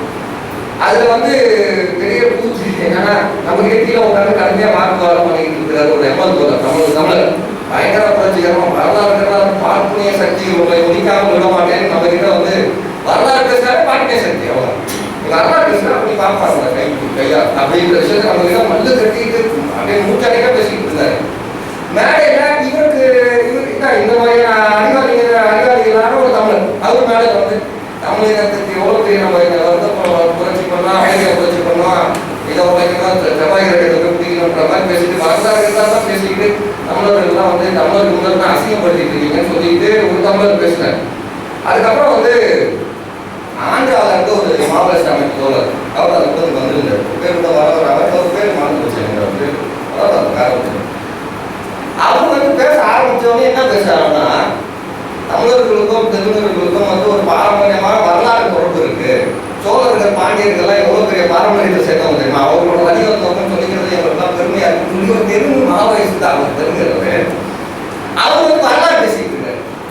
இவர் வரலாறு பேசுனீங்கன்னாவே பார்ப்பனிய கைக்கூலின்னு சொன்னா இவரோட மாவோயிஸ்ட் அமைப்பு சேர்ந்த ஒரு தெலுங்கு மொழி பேசுறவரு தமிழர்களோட பாரம்பரியத்தையும் ஒரு இதையும் வந்து பெருமையா பேசிட்டு அதுல இருந்து தான் நம்ம வரலாற்றுல இருந்தா ஒரு வரலாறு படைக்க முடியும். நம்ம எல்லாரும் அடிமையாக வச்சிருக்கிறது ஏகாதிபத்தியம் ஒரு அரசியல் நிலைப்பாடு, ஏகாதிபத்திய அரசியல் நிலைப்பாடு அது வந்து ஆனால் அதை உடைக்கணும்னா உங்களுக்கு வரலாறு தெரியும். தமிழர்களுக்கு வந்து உலகத்திலே ஒரு மிகப்பெரிய பாரம்பரியமான வரலாறு அப்படின்னு சொல்லி ஒரு தெலுங்கு மொழி பேசுறதே ஒரு மாவோயிஸ்ட் பேசுறாரு. ஆனால் இவர்கள் நம்ம புரட்சியாளர்கள் வந்து நீங்க வரலாறு நீங்க பார்க்கணும் கைகூடி நீங்க வந்து ஏதோ ஏகாதிபத்திய அடிமை அவரை புரட்சிக்கு எதிரானவர் அப்படின்னு சொல்லி பயங்கரமா வந்து இவங்க வர்ற புரட்சியெல்லாம் நம்ம ஜபாகிரகத்துலாம் வந்து ஒன்று ஜபாகிரகத்துக்கு ஓடிக்கணும், இல்லைன்னா நம்ம எல்லாமே சேர்த்து இவங்க சொல்லக்கூடிய சமத்துவங்கிறது பார்த்தீங்கன்னா நம்ம மண்ணுக்குள்ள தான் இருக்கு. எந்த பிரச்சனையுமே இல்லாம எந்த இதுவுமே இல்லாம சமரசம் இல்லா ஒரு சமூகத்தை படைக்கணும்னு சொன்னா எல்லாம் செத்து போய் மண்ணுக்குள்ள பேர் ஏன்னா யாரும் எந்த பிரச்சனை இல்லை எல்லாம் செத்து போயிடும். அப்போ கூட வந்து அறிவுபூர்வமாகவே அடிக்கடி சிக்கல் இருக்காது. அது வந்து அடுத்த கட்டமா ஒரு அந்த எக்கோசிஸ்டத்துல ஒரு குழுவா உருவானா கூட அந்த குழுவை ஒண்ணுக்கு ஒண்ணு அடிச்சுக்கும். தன்னை சர்வே ஆஃபீஸர்ஸ் தான் தன்னை வாழ்றதுக்காக தன்னோட இதுக்காக அது வந்து இன்னொரு 10 குழுவை கொண்டு போனீங்கன்னா இது கொண்டு போயிடும். அடிப்படை அறிவியல் பிசிக்கல் தான் இல்ல ஒரு அறிவியல் அடிப்படையே சர்வே ஆஃபீஸர்ஸ் தான் தான் வாழணும் அப்படின்றதுக்காக வந்து அது எத்தனை பேரை வேணாலும் கொண்டு போயிருந்தா வந்து ஒரு மரத்துல இருந்து ஒரே மரத்துல இருந்தா ஒரு செடி ஒரு விதை அது 100 விதை வந்துச்சுன்னா முதல்ல நான் ஒரு 2 வாரம் 3 வாரம் கூட வராது எல்லாமே. அது ஒண்ணு வந்து ஒரு அழைச்சிட்டு தான் இன்னொன்னு இங்க வந்துட்டு இருக்கு. இயற்கையே இப்படிதான் இருக்கு. அது இயற்கைக்கு முரணா உலகத்திலே வந்து சமதர்ம அரசு வந்து எந்த கிரகத்துல படைய போறாங்கன்னு தெரியல. ஒருவேளை அவங்க எல்லாரையும் கொள்றதுக்காக தான் இங்க ஒட்டி இதெல்லாம் பேசிட்டு இருக்காங்கன்னு தெரியல. ஏன்னா மற்ற நான் தேசிய இனங்கள்ல இல்ல மற்ற குழுக்களா இருக்கிறவர்கள்லாம் தெளிவாகவே பேசுறாங்க. நம்ம வர்க்க அரசியல் பேசுறவங்க சரி இல்ல தேசிய அரசியல் பேசுறவங்க சரி இல்ல சமூக மாற்றத்தை பேசுறவர்களும் ஓரளவு தெளிவா இருக்காங்க. இந்த மாதிரியான ஒரு அதிபயங்கர அறிவாளிகள் மாதிரிலாம் வந்து பேசுறது. அப்ப இந்த அறிவுஜீவிகள் நம்ம அறிவுஜீவிகள் என்ன பண்றாங்கன்னா மக்கள்கிட்டே போறது ரொம்ப தெளிவாகவும் உறுதியாகவும் இருக்காங்க. மக்கள்கிட்டே போறதுல கிராமங்களுக்கே போறதுல எதுவுமே போறதே கிடையாது. 10 பேர் ஒரு கம்பெனி மாதிரி தான். பெரியார் கழகம் திராவிட கழகம் அந்த கழகம் இந்த கழகம் அந்த பெரியார் இந்த அப்படின்னு பேர்கள் வச்சுட்டு ஒரு 10 பேர் கம்பெனி மாதிரி. அது அந்த 10 பேர் யார் இருந்தாங்கன்னா யார் முன்னணி சக்திகளா வந்தாங்களோ அவர்கள் மூலம் செலவு பண்ணிட்டு அவங்க இது பண்ணிட்டு இவர்கள் இந்த கதை வசனம் புத்தகம் மட்டுமே காமிச்சு இருப்பாரு. சட்டம் போட விட்டதே நாங்கள் தான் பார்த்தல அவன் போட சட்டம் போலீஸ் சட்டை அந்த கருப்பு சட்டையை போடுறது காலம் கம்மியாக விசா வச்சுக்கிற கருப்புன்ற மாதிரி ஒரு 10 பேர் அந்த முன்னணி சக்திகளால் வந்தா ஒரு 10 பேர் 20 பேர்ல இவர்களுக்குள்ள பங்கு போட்டு பிரிச்சு வச்சுக்கணும். அது கூட வந்து இவர்களுக்குள்ள பிரிவினைங்கிறதே ஒரு மோசடி. அது வந்து நீங்க ரொம்ப திராவிடம்ன்ற பொதுவாக இருந்தால் எல்லாம் ஒன்று சேர்த்துக்கலாம். தனித்தனியா பேசும்போது அவங்களுக்குள்ள நீ பெரியாரா நான் பெரியாரான்னு அடிச்சுக்கிறவன் பொதுவாக திராவிட கருத்தியல்னு பேசினா உடனே எல்லாம் ஒன்று சேர்த்துக்கலாம். அப்ப நீங்க அப்ப பிரிச்சுட்டு இருக்கிறதே வந்து என்னன்னா ஒரு இயல்பாக இந்த மனிதர்களுக்குள்ள முரண் இருக்குல்ல. நீங்க சின்ன சின்ன விஷயங்கள் இருக்க கருத்து முரணுக்காகவே தனியா போய் சரியான வழியில போய் வாழணுன்றதுக்காக திட்டமிட்டு பண்ணிப்பாங்கன்னு எனக்கு சந்தேகம் வரும். ஏன்னா தெளிவா கேள்வி கேட்டா எல்லாம் ஒன்னா சேர்த்துக்கலாம். அப்ப இப்ப மட்டும் எனக்கு ஒன்னா சேர்த்துங்க அடிச்சு நீங்க உங்களுக்குள்ள உங்களுக்குள்ள எல்லாமே தெளிவா ஒற்றுமையா சமூக மாற்றம் மட்டும்தான் உங்களுக்கு ஒரே திட்டம் புரட்சின்னு சொன்னா நீங்க அப்ப எல்லாமே ஒரே அமைப்பா இருந்து இந்த புரட்சியை செஞ்சிருக்க வேண்டியதானே. ஏன் செய்யல எதுக்கு தனித்தனி குழுவா இருக்கீங்க அப்படின்னு பார்த்தா இவர்கள் இந்த நுட்பமான ஒரு ஒரு ஒரு இன்டலெக்சுவல் அரசியலை பண்றாங்கன்றதா இருக்கு. கருணாநிதி வைகோ சண்டை போட்டுக்கிட்டாங்க அப்படி இது பண்ணிட்டாங்க அவர் கோட்டை பிடிக்க போயிட்டாரு அவர் அதை பண்ணாரு எல்லாம் சரி. ஆனா கருணாநிதிய திராவிடம்ன்ற பேர்ல திட்டீங்கன்னா வைகோ கோவம் வருது. வைகோ திராவிடம்னு பேர்லன்னா தெலுங்குல இருக்காரு எங்க எப்படி தமிழ்நாடு முதலமைச்சர் ஏதோ அரசியல் கட்சி நடத்துறாரு எப்படி கேள்வி கேட்டீங்கன்னா கருணாநிதி பதில் சொல்றாரு. ஒண்ணுமே புரியவே இதெல்லாம் வந்து அப்ப இவர்கள் வந்து உண்மையிலே சண்டை போடுறாங்களா இல்ல சண்டை போடுற மாதிரி நடிக்கிறாங்களா இல்ல நம்ம வந்து நம்ம முட்டாளா இல்ல நம்ம முட்டாளா ஆக்குறாங்களா அப்படின்ற கேள்வி எல்லாம் வந்து வரும்போது தான் வந்து தெளிவா வந்து என்ன தெரியுதுன்னா ரொம்ப திட்டமிட்டு இந்த முன்னணி சக்தியினரா வந்த ஒரு இளைஞர் கூட்டத்தை இல்ல வரக்கூடிய இளைஞர்கள் கூட்டத்தை குழப்பி அச்சுறுத்தி அவர்களை வந்து காலத்திலிருந்து விரட்டி அடிச்சு இவர்களுக்கு சாதகமான விஷயங்களை மட்டுமே இவர்களுக்குள்ள பங்கு போட்டுக்கிட்டு இது பண்ணிட்டு அந்த பங்கு வரையறவங்களுக்குள்ள வந்து அவன் 1000 கோடி அடிச்சான் எனக்கு 500 கோடி தான் வந்துருக்குன்றதுனால சண்டையா இருக்குமே தவிர இவர்கள் யாருமே வந்து இந்த சமூக மாற்றத்துக்காக எந்த இதுக்குமே சமூக மாற்றம் எதுவும் நடத்தக்கூடாதுன்றதுல ரொம்ப தெளிவாகவும் உறுதியாகவும் இருக்கிறாங்கன்றது வந்து கருத்தியல் ரீதியா அவர்கிட்ட வந்து கேள்வியா கேட்கும் போது வந்து நமக்கு ரொம்ப தெளிவாக தெரியும். ஏன்னா எல்லாம் எவன் எங்க இருக்கிறானே தவிர எல்லாம் ஒன்று சேரும். எப்படிலாம் நம்ம காரணம் போடணுமோ எல்லா வகையிலுமே காரணம் போடுறோம். அந்த ராஜதந்திர அரசியல் சொல்லக்கூடிய சாமவேத தாண்டம்ன்ற மாதிரி இவர்கள் சொல்ற மாதிரி வந்து சாணக்கியர் மன்ன கவனம் இருக்கார். தமிழர்கள் ஒரு காலத்தில் நம்ம பாண்டியிருக்கோம் நல்லா இருந்தோம் ஒரு மிகப்பெரிய பாரம்பரியம் இருந்தது அது ஒரு பக்கம் இருந்தோம். ஆனால் இன்னைக்கு இருக்கிற நிலையில வந்து பாப்பான சரி இந்த சாணக்கியர்னு சொல்லக்கூடிய அவர்கள்லாம் வந்து அவங்க இங்க இருக்கக்கூடிய இந்த திராவிட அரசியல் பேசுறவங்க வந்து பிச்சை வாங்கணும். அவர்கள் பாப்பா இந்தியாவே ஆடிட்டு இருக்காங்க. இந்தியாவை அவன் வந்து கைப்பிடிக்க வச்சுக்கிட்டு இருக்கான். வெள்ளக்காரனோட சேர்ந்து அவன் வந்து ஒரு ஒட்டுமை அரசியல் அதிகாரத்தை கைப்பற்றி இந்தியாவில் ஒரு கட்டமைப்பே வந்து இந்துத்துவ அரசியல் கூட நடத்திட்டு இருக்கான். ஒரு மிகப்பெரிய நாடு நடத்திட்டு இருக்கான். அது இந்தியாவோட நாட்டுக்கு பின்னாடி உலக சர்வதேச அரசியல் பின்னாடி இருக்கு. அது பல்வேறு தேசிய அரசியல் கிடையாது. அது ஒரு முதலாளித்துவ அரசியல். ஒரு முதலாளிகளோட நலன் இருக்கு. அது இந்தியாவில் இருக்க பணியாற்ற இருக்கட்டும் வெளிநாட்டு சக்திகளாக இருக்கட்டும் இப்படியான ஒரு மிகப்பெரிய இந்திய கட்டமைப்பை வந்து கையில வச்சுக்கிட்டு இருக்க அந்த பார்ப்பனர்களையே தமிழ்நாட்டுக்குள்ள வந்து அடைக்கி ஒடுக்கி வச்சுட்டு முழுக்க அதிகாரம் நம்ம தான் காமிச்சு நம்மளால வந்து எட்டு பண்ணி வச்சுட்டு நம்ம எண்ணிக்கை மாதிரி நம்ம தலைவர்களை பார்த்தல 5 கோடி பேர் எனக்கு பின்னாடி இருந்தாங்கிற மாதிரி அவங்க மிரட்டி அவனே அடைக்கிட்டு இவன் கொள்ளடிக்கிட்டு இருக்கான், அவனே கொள்ளடிக்கிட்டு இருக்கான். அவங்களுக்குள்ள பிரச்சனையை வந்து யார் கொள்ளடிக்கிறதுன்னு தான் எவனுக்கு வந்து நம்மளை பத்திலாம் கவலை கிடையாது. நமக்கு நம்ம இருந்தாங்க அழிஞ்சாங்கிறது அவங்க ரொம்ப தெளிவா இருக்காங்க. அப்ப அவரோட முழு அரசியலே என்னவா இருந்தாங்கன்னா, நீ அடிக்கிற எனக்கு பங்கு என்ன ஆகும், நான் அடிக்கிறத நீ வந்து காட்டி கொடுப்பியா இப்படின்ற பங்கு இவருக்கு ரொம்ப ஓடிக்கிட்டு இருக்கு. அப்ப இவர்கள் சொல்லக்கூடிய சாணக்கியரே மனிதர்மோ அது இது இந்துத்துவா இல்ல இந்திய கட்டமைப்பு இல்ல உலக அரசு எல்லாத்தையும் உடச்சிட்டு பாப்பாடியே அடக்கிட்டு தெலுங்கர்கள் வந்து தமிழ்நாட்டை வந்து ஏறி வச்சுட்டு இருக்காங்க. நம்மளெல்லாம் வந்து முட்டாளாகவும் ஒரு அடிப்படை அறிவில்லாத ஒரு கற்புரிகள் அளவுக்கு நம்ம வந்து நடத்திட்டு இருக்காங்கன்னா அப்ப யார் பெரிய ராஜத்துக்கு பார்ப்பனோட இவர்கள் தான் ஒரு மிகப்பெரிய ராஜ்யம். ஏன்னா இந்த அளவுக்கு ஒரு நுட்பமான அரசியல் கட்டமைப்பு பார்ப்பனர்கள் கூட நடந்தது. ஆர்எஸ்எஸ் கூட வந்து அந்த இந்துத்துவ அரசியல் அவர்கள் வெள்ளக்காரங்க அவங்களோட சேர்ந்து ஒரு சதித்திட்டமா உருவாக்குனா இந்துத்துவ அரசியலோட அந்த எச்சங்களை தான் தரலாம். ஆர்எஸ்எஸ் அவர் தலைமை மட்டும் தெரியும் பிராமணர்கள் கையில் வச்சுக்கிட்டு அதை தரட்டி வச்சுக்கிட்டு ஒரு அச்சுறுத்தல் அரசியல் ஏதோ நீங்க பண்ணிட்டு இருக்காங்க. அது நுட்பமா ஒரு இனத்தையே வந்து காயடிக்கிறதா ஒரு இனத்தையே வந்து திட்டமிட்டு அடிச்சு நோக்கி எடுத்து உளவியல் ரீதியாகவே ஒரு தாழ்வு மனப்பான்மைகளோ ஒரு தன்னம்பிக்கை இல்லாம நம்மளால ஜெயிக்கவே முடியாது அப்படின்றத இங்க இருக்க எல்லா சமூகங்களும் சமூகமா இருக்கா இல்லை உயர்ஜாதின்னு சொல்லிக்கிற சமூகமா இருக்கா இவன் ஆதிக்க ஜாதின்னு சொல்லிட்டு இருக்கான். அந்த ஆதிக்க ஜாதி சமூகத்திலேருந்து சரி ஒரு ஆளுமை இருக்குமான்னு பேசுனா அவங்க தான் அதிகோ திராவிடத்துல நம்மளால இருக்க முடியும் சொல்லிட்டு அவர்கள் தான் இவங்க ஆதிக்க ஜாதி இருக்கு அவங்களோட சேர்ந்தனாவே உலகமே அழிஞ்சு போயிருந்து பேசிட்டு. அப்ப இப்படியான ஒரு நுட்பமான வந்து அரசியல் கட்டமைப்பு வந்து பார்ப்பனர்களோட திட்டமிட்டு வந்து செய்யக்கூடியவர்களாக இருக்கிறவர்கள் திராவிட இயக்கத்தில். அப்ப இந்த திராவிட இயக்க ஆட்டத்தை யார் என்னன்னு பாத்தீங்கன்னா அது பின்னாடி போனீங்கன்னா வரலாறு அந்த விஷயங்கள் எல்லாமே வந்து அது நிறைய நம்ம பேசிருக்கோம். அதில் ஒரு பெருசா பேசுறதுக்கு ஒண்ணும் இல்லை. இவர்கள் வந்து ரொம்ப நுட்பமா வந்து இந்த கையாள முடியாது எல்லாமே வந்து 500 வருஷத்துக்கு முன்னாடி நம்ம தோக்கடிச்சு நேரத்தை அடிமையாக்கும் போது இவர்கள் தான் பார்ப்பனியத்தை உள்ள வந்து திட்டமிட்டு வந்து கொண்டு வந்திருக்காங்க. இன்னைக்கு இருக்கிறது இந்துத்துவா அடிப்படை இந்துத்துவான்றது வெள்ளக்கார காலகட்டத்துல வந்து ஒரு கன்ஸ்ட்ரக்டிவா அதை கட்டி அமைச்சாங்க. இருந்தாலும் தான் அதுக்கான தொடர்பு புள்ளி வந்து அந்த பிற்கால தோழர் காலகட்டத்துக்கு கொஞ்சம் கொஞ்சமா அது ஒரு தொடங்க ஆரம்பிச்சு. அதுக்கப்புறம் நாயக்கர் காலகட்டத்தில் நாயக்கர் விஜயநகர அரசுன்றதே வந்து பார்ப்பனர்களால் உருவாக்கப்பட்ட அரசு. அவர்கள் வந்து நுட்பமா அவர்களே ஒரு அரசு உருவாக்குறான். ஒரு கூட்டத்தை தரட்டி கையில வச்சுக்கிட்டு எல்லாரையும் அடிக்கிறாங்க, பிடிக்காதவங்கலாம் அடிக்கிறாங்க. அந்த மாதிரி அடிச்சு இவங்க இது பண்றாங்க. இங்க தமிழ்நாட்டுக்குள்ள வரான், தமிழ்நாட்டை பிடிக்கிறான். தமிழ்நாட்டுக்குள்ள முழு கோயிலெல்லாம் சொல்ற மாதிரி கோயில் மதர்கள் கட்ட கோயில் இருக்கு. அதுன்னா அந்த அப்ப செப்புப்பாட்டையம் தானே டாக்குமெண்ட் செப்புப்பாட்டையம் தான் இருக்கு. அந்த கோயில இருந்து இவங்க எல்லாம் கரெக்டி அடிச்சுட்டு அந்த கோயிலெல்லாம் சமஸ்கிருத மந்திரவாதி சமஸ்கிருத கிராமம் இருக்கு அவனை விட்டு கோயில் எல்லாத்தையும் தெலுங்கு கையில வச்சுக்கிட்டு அந்த கோயிலுக்குள்ளே இவர்களை விட மாட்டேன்னு சொல்லி இன்னைக்கு வந்து அந்த கோயிலுக்கே உங்களெல்லாம் போராட்டம் நடத்துறதே நாங்க தான் சொல்லி இவர்களே நம்ப வச்சு இன்னைக்கு நம்ம வந்து இந்த அரசியல் இந்த வரலாறுலாம் கோயில் கட்டுறதே நீ இந்துத்துவா வெளிப்படுத்தவர்களே சொல்லி மந்தரங்களே நமக்கு எல்லாம் சட்டப்பட்டு கோயிலே ஒரு தாண்ட மாட்டேன் கேட்டால் அதெல்லாம் நாங்கள் நம்ப மாட்டோம். கோயில் எங்கே தாண்ட மாட்டோம். நாங்கள் 3000 வருஷமா அடிமையா இருக்கோம். எப்போ 3000 வருஷத்துக்கு முன்னாடி நீங்க அடிமையா இருந்தீங்கன்னா அதெல்லாம் எனக்கு சொல்லி கொடுத்தாங்க. இதுக்கு மறுத்து பேசுனீங்கன்னா நீங்க இந்துத்துவாதி ஆர்எஸ்எஸ் கை சொல்லி உன்னை ஒழிக்காம விட மாட்டேன்னு சொல்லி இவர்களே பேசுவோம். வரையர்கள் சொல்லவே தேவை.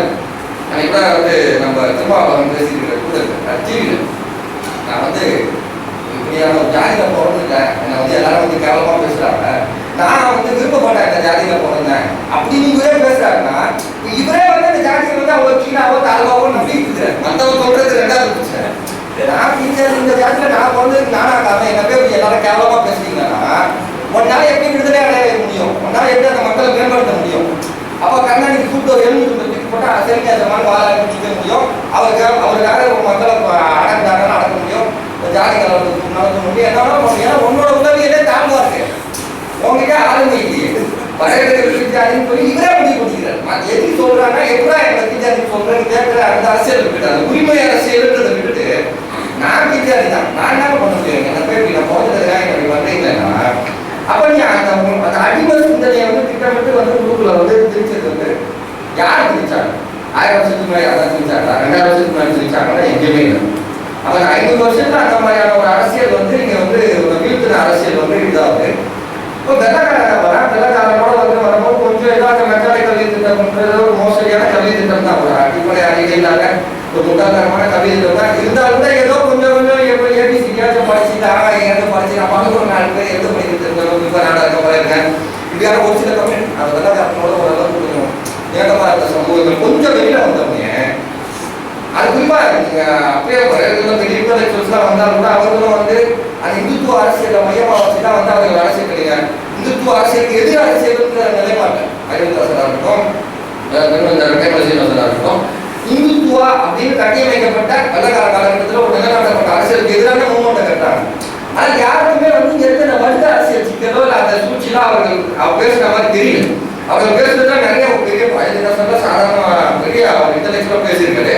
இருந்தாலும் தான் அதுக்குள்ள இந்த அரசியலை வந்து அவங்க தான் இந்துத்துவ அரசியல் என்ன சொல்லுது, மனு தர்மம் உருவாகி 3000 வருஷம் 4000 வருஷம் ஆச்சு, சமஸ்கிருதம் வந்து 5000 வருஷமா இங்க இருக்குன்ற கதை வருஷம் நம்ப வச்சிருக்கு. அப்ப அதை படிக்கிறவங்க அன்னையில இருந்து நம்ம இந்துத்துவ படி அடிமையா தான் இருக்கும் இவருக்காக ஒரு முடிவுக்கு வந்துட்டு இவர்கள் பேசுறாங்க. அப்ப நடுவில் நடந்த விஷயங்கள்லாம் தெரிய வாய்ப்பு இல்லை, யாருமே அதெல்லாம் தெரியாது. ஆனால் நாடார்கள் தான் ரொம்ப தெளிவாக வந்து அந்த விஷயத்தை வந்து நம்ம பேசுறோம். இந்த நிலைமைக்கு நாடக சமூகத்தை பார்த்தாலே தீக்குன்னா அடிச்சு எங்க நாட்டை குடிக்கு விரட்டி எங்களை வந்து ஆகிறதே வந்து தெலுங்கர்கள் தான். இவங்க தான் எல்லா பிரச்சனையும் காரணன்றதை முதல்ல 1800 வந்து நாடகம் பேசுறாங்க. அப்ப அவர்களுக்கு தான் வந்து அந்த அவர்களுக்கான புத்தகங்கள்லாம் நிறைய வச்சிருப்பாங்க. புத்தகம்லாம் எங்க இருக்குன்னு தெரியாது, காசு அடிச்சிருப்பாங்க, இல்லை எங்கேயாச்சும் அது இருக்குமான்னு தெரியாது. நாங்கள் தெரிவிப்போம். இப்போ நாடார்கள் கிட்ட எழுச்சி வந்த உடனே இவங்களுக்கு வந்து ஏற்கனவே மேல இருக்கிறாங்க. இவன் எப்படி வந்து அவனால வந்து அந்த மேல இருக்கிறத விட முடியும். சும்மா சாதாரண ஒரு பணக்காரனாலே அதை தக்க வச்சுக்கிறதுக்கோ இல்லை அதிகமாக பணம் சம்பாதிக்கிறதுக்கோ என்ன பண்ண ஆரம்பிச்சிடாங்க. கிட்டத்தட்ட தமிழ்நாட்டில் வந்து சூறை அடிவங்கெல்லாம் அடிச்சு போட்டு வச்சுருந்தாங்க. நாங்கள் பார்க்கவே எங்க இருந்தாங்கன்னு தெரியல. முதல்கள்லாம் அவங்க நேரத்துலேயே அவன் அடிமையாக ஆகிட்டான். பழைய நம்ம அவங்களுக்கு கிருச்சியாங்க முடிவுக்கே போயிட்டான். மற்ற சமூகங்கள்லாம் வந்து அவங்க பெருசா இதை பத்திலாம் என்ன கூட தெரியாம வேடிக்கை பார்க்குற மக்கள் கூட்டமாக தான் இருந்திருக்காங்க. அப்ப இந்த விஷயம்லாம் தெரிஞ்ச ஒரு சில பேர்கள் மட்டும் தெளிவா வந்து நீங்க என்னதான் பண்ண முடியும் அப்படின்ற விஷயத்த வந்து ரொம்ப தெளிவா தமிழ் சமூகங்களும் முதல்ல இருந்திருக்கு. நம்ம வந்து ரொம்ப நல்லா எல்லாரும் கேட்கற துரோக கூட இருந்தாலும் செய்யும். நல்லா சேர்த்தா சுத்தமா வந்து வெள்ளக்கார காலத்துல ஒரு அரசியல் பண்றாங்க. இப்ப இவர்களுக்கு தெலுங்கர்களுக்கு என்ன நெருக்கடினா இவங்க வந்து இந்த விஷயங்கள் வந்து நாடார்கள் பேசுற மாதிரி எல்லா ஜாதியும் பேச ஆரம்பிச்சிட்டாங்க. எல்லா சமூகத்துக்கும் தெரிய ஆரம்பிச்சுன்னா எவ்வளவு சிக்கல்.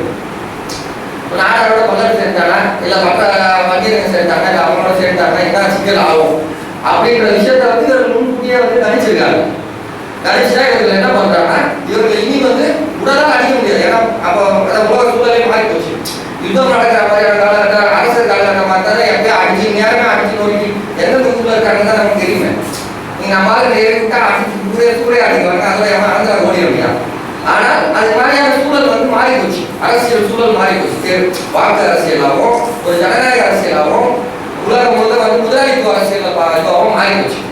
அப்ப அந்த முதலாளித்துவ அரசியல்ல அதோட கிளை அரசியலா அதோட குழந்தையான ஜனநாயக அரசியல் வாக்கு அரசியல் வந்து இங்க வந்து இவர்களை வந்து நேரடியா ஒதுக்க முடியாது. நேரடியாக நீ வந்து எனக்கு அடிமையாக தோற்கடிச்சா நீ எனக்கு அடிமையாக சொன்னா வெட்டுவாங்க என்ன. அப்ப என்ன பண்றாங்கன்னா ரொம்ப வந்து ஏற்கனவே தமிழ் சமூகத்துக்குள்ள கலவரத்தை தூண்டி தமிழ் சமூகத்துக்குள்ள வந்து திருட்டாளர் சூழ்ச்சியாக தான் இவர்கள் நாட்டே பிடிக்கிறான். பாண்டியர்கள் நாட்டே அப்படிதான் பிடிக்கிறான். சோழர்கள் பகுதியெல்லாம் தான் வந்து ஏற்கனவே பாண்டியர்கள் அடிச்சா இவங்க வந்து ஈஸியாக பிடிச்சிட்டாங்க. திருட்டாளர் சூழ்ச்சி தான் தமிழ் ஜாதிகளுக்குள்ள இந்த சின்ன சின்ன முரண்பாடுகள் எல்லாம் வந்து ஊதி பெருசாக்கி ஒரு சில குழுக்கள் அவர்கள் சாதகமா இருக்கிற மாதிரி நடிச்சு இல்ல அவர்களுக்குள்ள ஒரு முரண்பாடை வளர்த்து தான் இவங்க நாட்டே பிடிக்கிறான். அந்த முரண்பாடு இல்லாம அந்த முரண்பாடை தாண்டி இந்த கேள்விகள் வர ஆரம்பிச்சோங்க. இந்த கேள்விகள்லாம் நாடக மாதிரியான சமூகம் கேட்க ஆரம்பிச்சோங்க. இது எல்லாரும் கேட்க ஆரம்பிச்சாலும் நமக்கு இருக்கவே முடியாது அப்படின்ற ஒரு சூழல் வந்ததுக்கு அப்புறம் எனக்கு தெரியும். இரண்டு முதல் அடிப்படை எதுவே இதான் வந்து இந்த சிக்கல். இது ரெண்டாவது வந்து என்னன்னா பார்ப்பனர்களுக்கு இவர்கள் மேல இருந்தா அந்த கோபம் இருக்குல்ல, அதாவது நாயக்கர்கள் நாட்டம் பிடிச்சிட்டான் இவன் தலைவர் அரசர் மாதிரி வச்சுக்கோங்க, சத்திரியர் ஸ்டேட்டஸ்ல இருக்கான், அவதான் அவன் நாட்டம் பிடிச்சிட்டான். அந்த பார்ப்பனர்கள்ன்றவங்க எல்லாமே வந்து அவங்ககிட்ட வந்து காசு வாங்குறவனா தான் இருக்கும். எப்போ வரைக்கும் இருக்காங்கன்னா வெள்ளக்கார காலகட்டத்தில் வரைக்கும் அப்படிதான் இருக்காங்க. போய் ஊரை பிடிச்சிட்டா பாளையங்கள் உருவாக்கினா அந்த ஊர்ல 1000-2000 கிராமம் ஒரு நாயக்கரை வச்சுக்கிட்டு இருக்கான். அவங்க கீழே இருந்தவனுக்கு எல்லாமே வந்து 100 ஏக்கர் 200 ஏக்கர் வச்சுக்கிட்டு இருக்காங்க. அப்போ கோயில் தமிழ்நாடு கோயில் எல்லாத்தையும் பிடிங்கிட்டா அவங்க வச்சுக்கிட்டு இருக்காங்க. அந்த கோயில் பூசாரியா வந்து நம்ம இந்த வேளாண் சொல்ற இல்லை பண்டாரம் சொல்றவங்களாம் வச்சுட்டாங்க. நாங்களாம் வந்து தெலுங்கு பிராமணர்களை கொண்டு வந்து வைக்கிறாங்க, சமஸ்கிருதம் பேசுறாங்க. அவங்க என்னதான் பேசுறாங்க, யார்கிட்ட போய் சாப்பாடு நிற்கணும், அந்த ஊர்ல பணியாளர் நிலம் அவங்க தான் போய் நிற்கணும். அங்க யாரா இருக்கிறாங்க, நாய்க்கிறாங்க, திரும்ப வருகிறாங்க, தோல்வி சொல்றாங்க. அப்போ பிராமணர்கள் வந்து என்னதான் வந்து இருந்தாலும் இவர்கள் அங்கேதான் நிற்க வேண்டிய சூழல் வந்து ஒரு 2-3 நூற்றாண்டு வந்து வெள்ளக்கார காலகட்டத்தில் இருக்கு. இது வெள்ளக்கார காலகட்டத்துல மாறும். என்னன்னா பாப்பா அப்படியே வெள்ளக்காரங்க சேர்ந்துக்கிறாங்க. இவங்க அவன் மாறி மாறி காட்டி கொடுத்து வந்தவங்க தானே. அப்ப இவர்கள் போய் வெள்ளக்காரங்க சேர்ந்துருக்கோம்னா எனக்கு என்ன ஆகுதுன்னா, இங்க இருந்து திருநெல்வேலிக்கு இப்ப அந்த ஆதிக்க இதை வந்து நிலநாட்டவங்களாம் வந்து நமக்கு கீழே இருந்த ஒருத்தர் சப் கலெக்டர் ஆகிட்டு கலெக்டர் ஆகிட்டு நமக்கு உத்தரவு போடுறான், நம்மளே சாப்பிடக்கூடாதுன்னு சொல்றாங்க.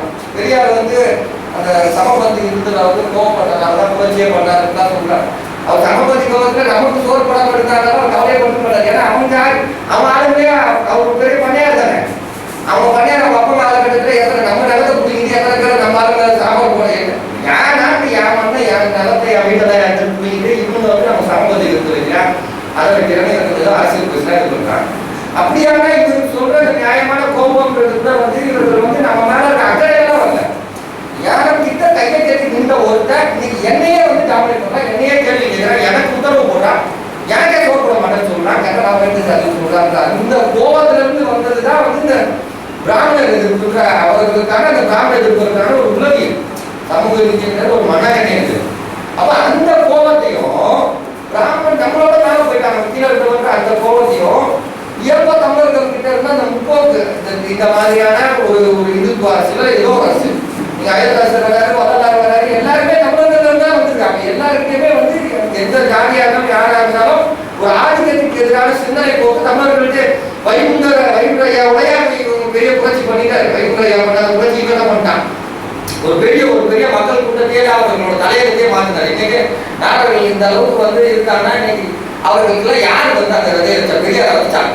அப்படிதான் நம்ம நம்ப வச்சுருக்கோம். தாழ்த்தப்பட்ட புறானா தாழ்த்தப்பட்ட உனக்கு முன்னாடியே வைப்புடைய போறாங்க, உனக்கு முன்னாடியே அழைத்தாசு பண்ணிட்டு பேசுகிறேன், அது மாதிரி வரலாறு பேசிட்டாரு. அப்ப இயல்பாக தமிழர்கள் கிட்ட இருந்த ஒரு முற்போக்கு சிந்தனைய, ஒரு ஆதிக்கத்துக்கு எதிரான போக்க ரொம்ப நுட்பமா முடிச்சு போட்டுருக்காங்க. இது வந்து சும்மா வந்து சாதாரணமா வந்து ஒரு சாதாரண நாட்கள் தான் பண்ணவே முடியாது. ஒரு தெளிவா திட்டமிட்டு காய் இருக்கக்கூடிய ஒரு கூட்டமே திட்டமிட்டு கால பெரியார் தனிநபரே கிடையாது.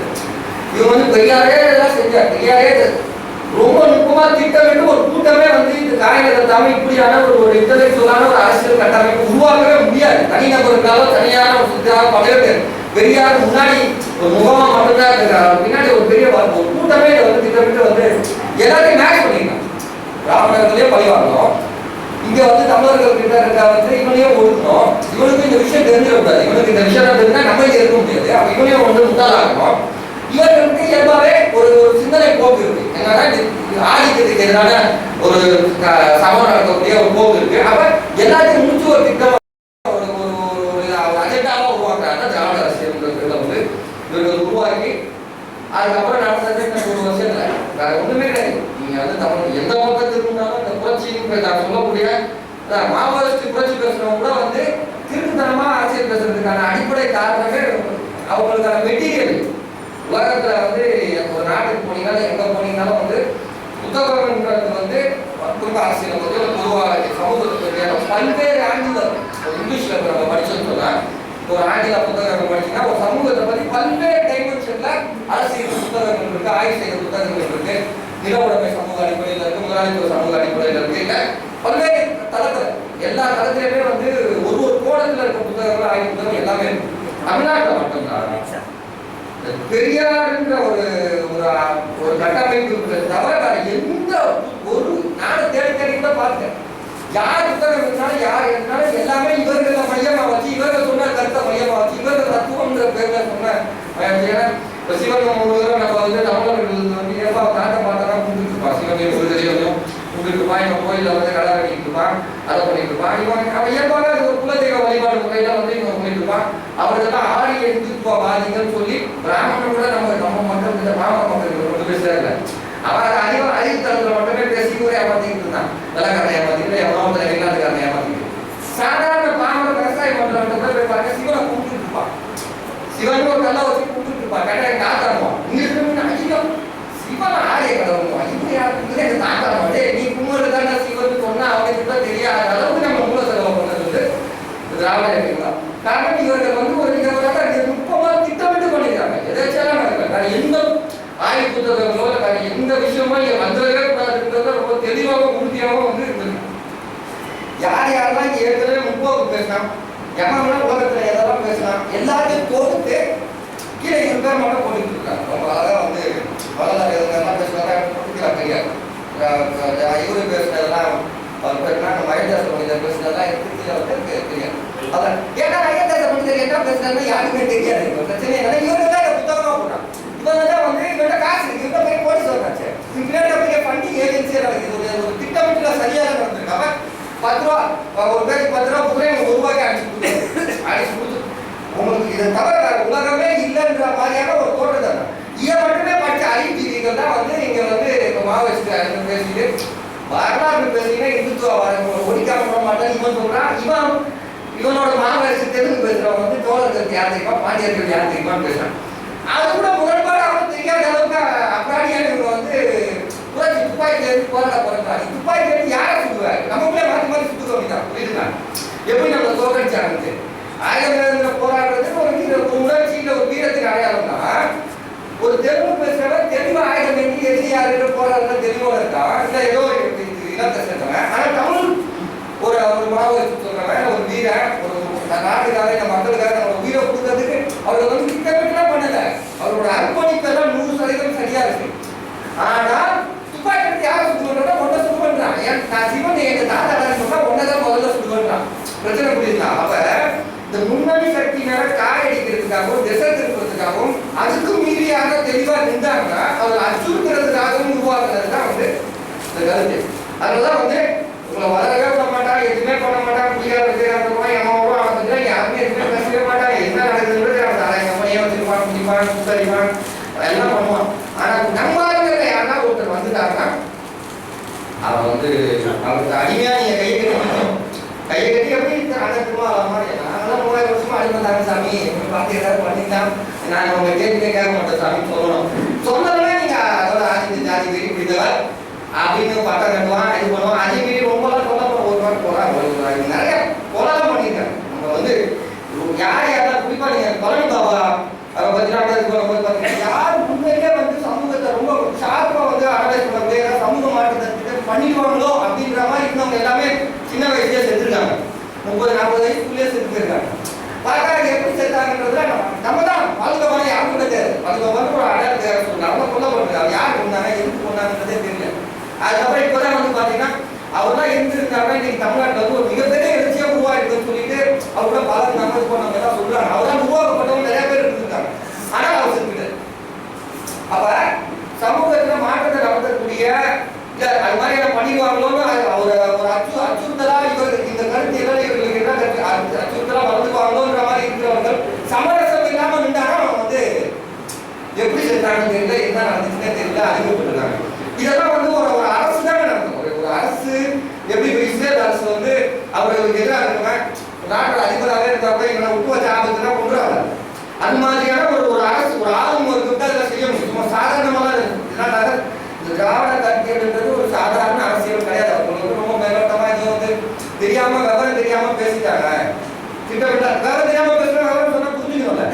நீங்க முகநூல்ல பாக்குறீங்க அவன் ஏதாவது கேட்கறான், திருத்தரமாவே கேட்கறான். 4 கேள்வி வச்சிருக்காங்க. மாற்றி மாற்றி அந்த கேள்வி தான் கேட்டுட்டே இருக்காங்க. நீங்க எந்த மாதிரி பதில் சொன்னா திருப்பி அதே கேள்வி தான் புதுசா அவங்க கேட்டுட்டே இருக்காங்க. மூல செலவு பண்ணப்பட்ட மாதிரி இருக்கான். மூல செலவு செய்யறது வந்து ஒரு ஆளும் இருக்கும். அந்த ஆளுமையை வந்து நிலநாடணும் வெளியிருக்கிறவங்க தான் செய்யணும். சாதாரணமா ஒரு கிளர்ச்சியாளர்ன்றவன் விவரம் தெரியாம ஏதாவது ஒரு பேசியிருந்தா கூட விவரம் தெரிஞ்சா அதை மாற்றி பார்த்து அகவரிச்சுப்பா புதுசா இருக்கிறதுக்கு ஏற்ற மாதிரி அப்டேட் ஆயிருப்பான். திட்டமிட்டு இதை பண்ணியே ஆகணுன்ற ஒரு உளவியல் அந்த இருக்கிறவர்கள் தான் வந்து இந்த மூல செலவு இருக்கணும்.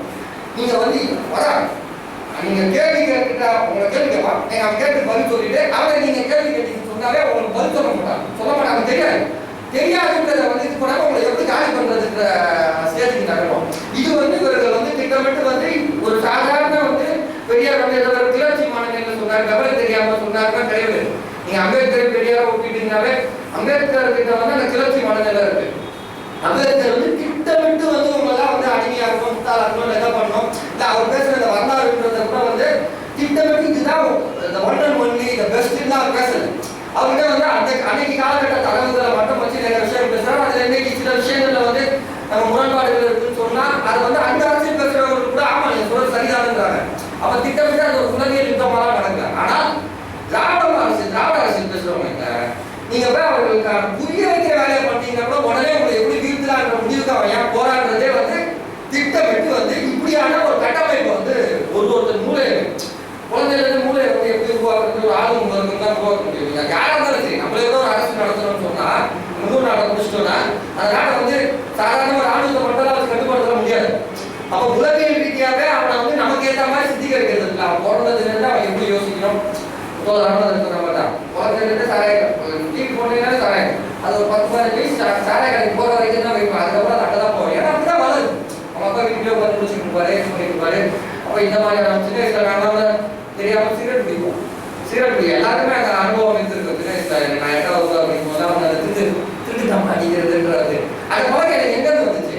எங்க பக்கத்துல இருக்கிறவங்க அதை செஞ்சாங்க. அதெல்லாம் பார்த்துட்டு நானும் போய் அதே மாதிரி செஞ்சு பார்க்கலாமே செஞ்சிருக்காங்க. அப்ப சுத்தி அந்த என்விரான்மெண்ட் அந்த சூழ்நிலையை வந்து ஒரு ஆளுநர் இருக்கும்போது ஒரு அரசும் வந்து தனக்கு சாதகமாவே வச்சுக்கும். சாதகமாவே வச்சுட்டு நீங்க ஒரு தனிநபர் கூட எப்படி சிந்திக்கணும், எப்படி வாழணும், எப்படி மூச்சு விடணும், நீ என்ன சாப்பிடணும், நீ எவ்வளவு சம்பாதிச்சா என்ன மாதிரியான விஷயம் செலவு பண்ணணும், எல்லாமே நீ எந்த சாமியை கும்பிடணும் எந்த சாமியை கும்பிடக்கூடாது என்ன எல்லாத்தையுமே வந்து ஒரு அதிகார வர்க்கம் ஆளுநர் இருக்கும்னா முடிவு பண்ணணும். அப்படி முடிவு பண்றவங்க அந்த நிலநாட்டுறவங்க தான் வந்து ஒரு அரசியல் நடக்க முடியாது. நம்ம அரசு நடத்தினா கூட அப்படிதான் பண்ண முடியும்.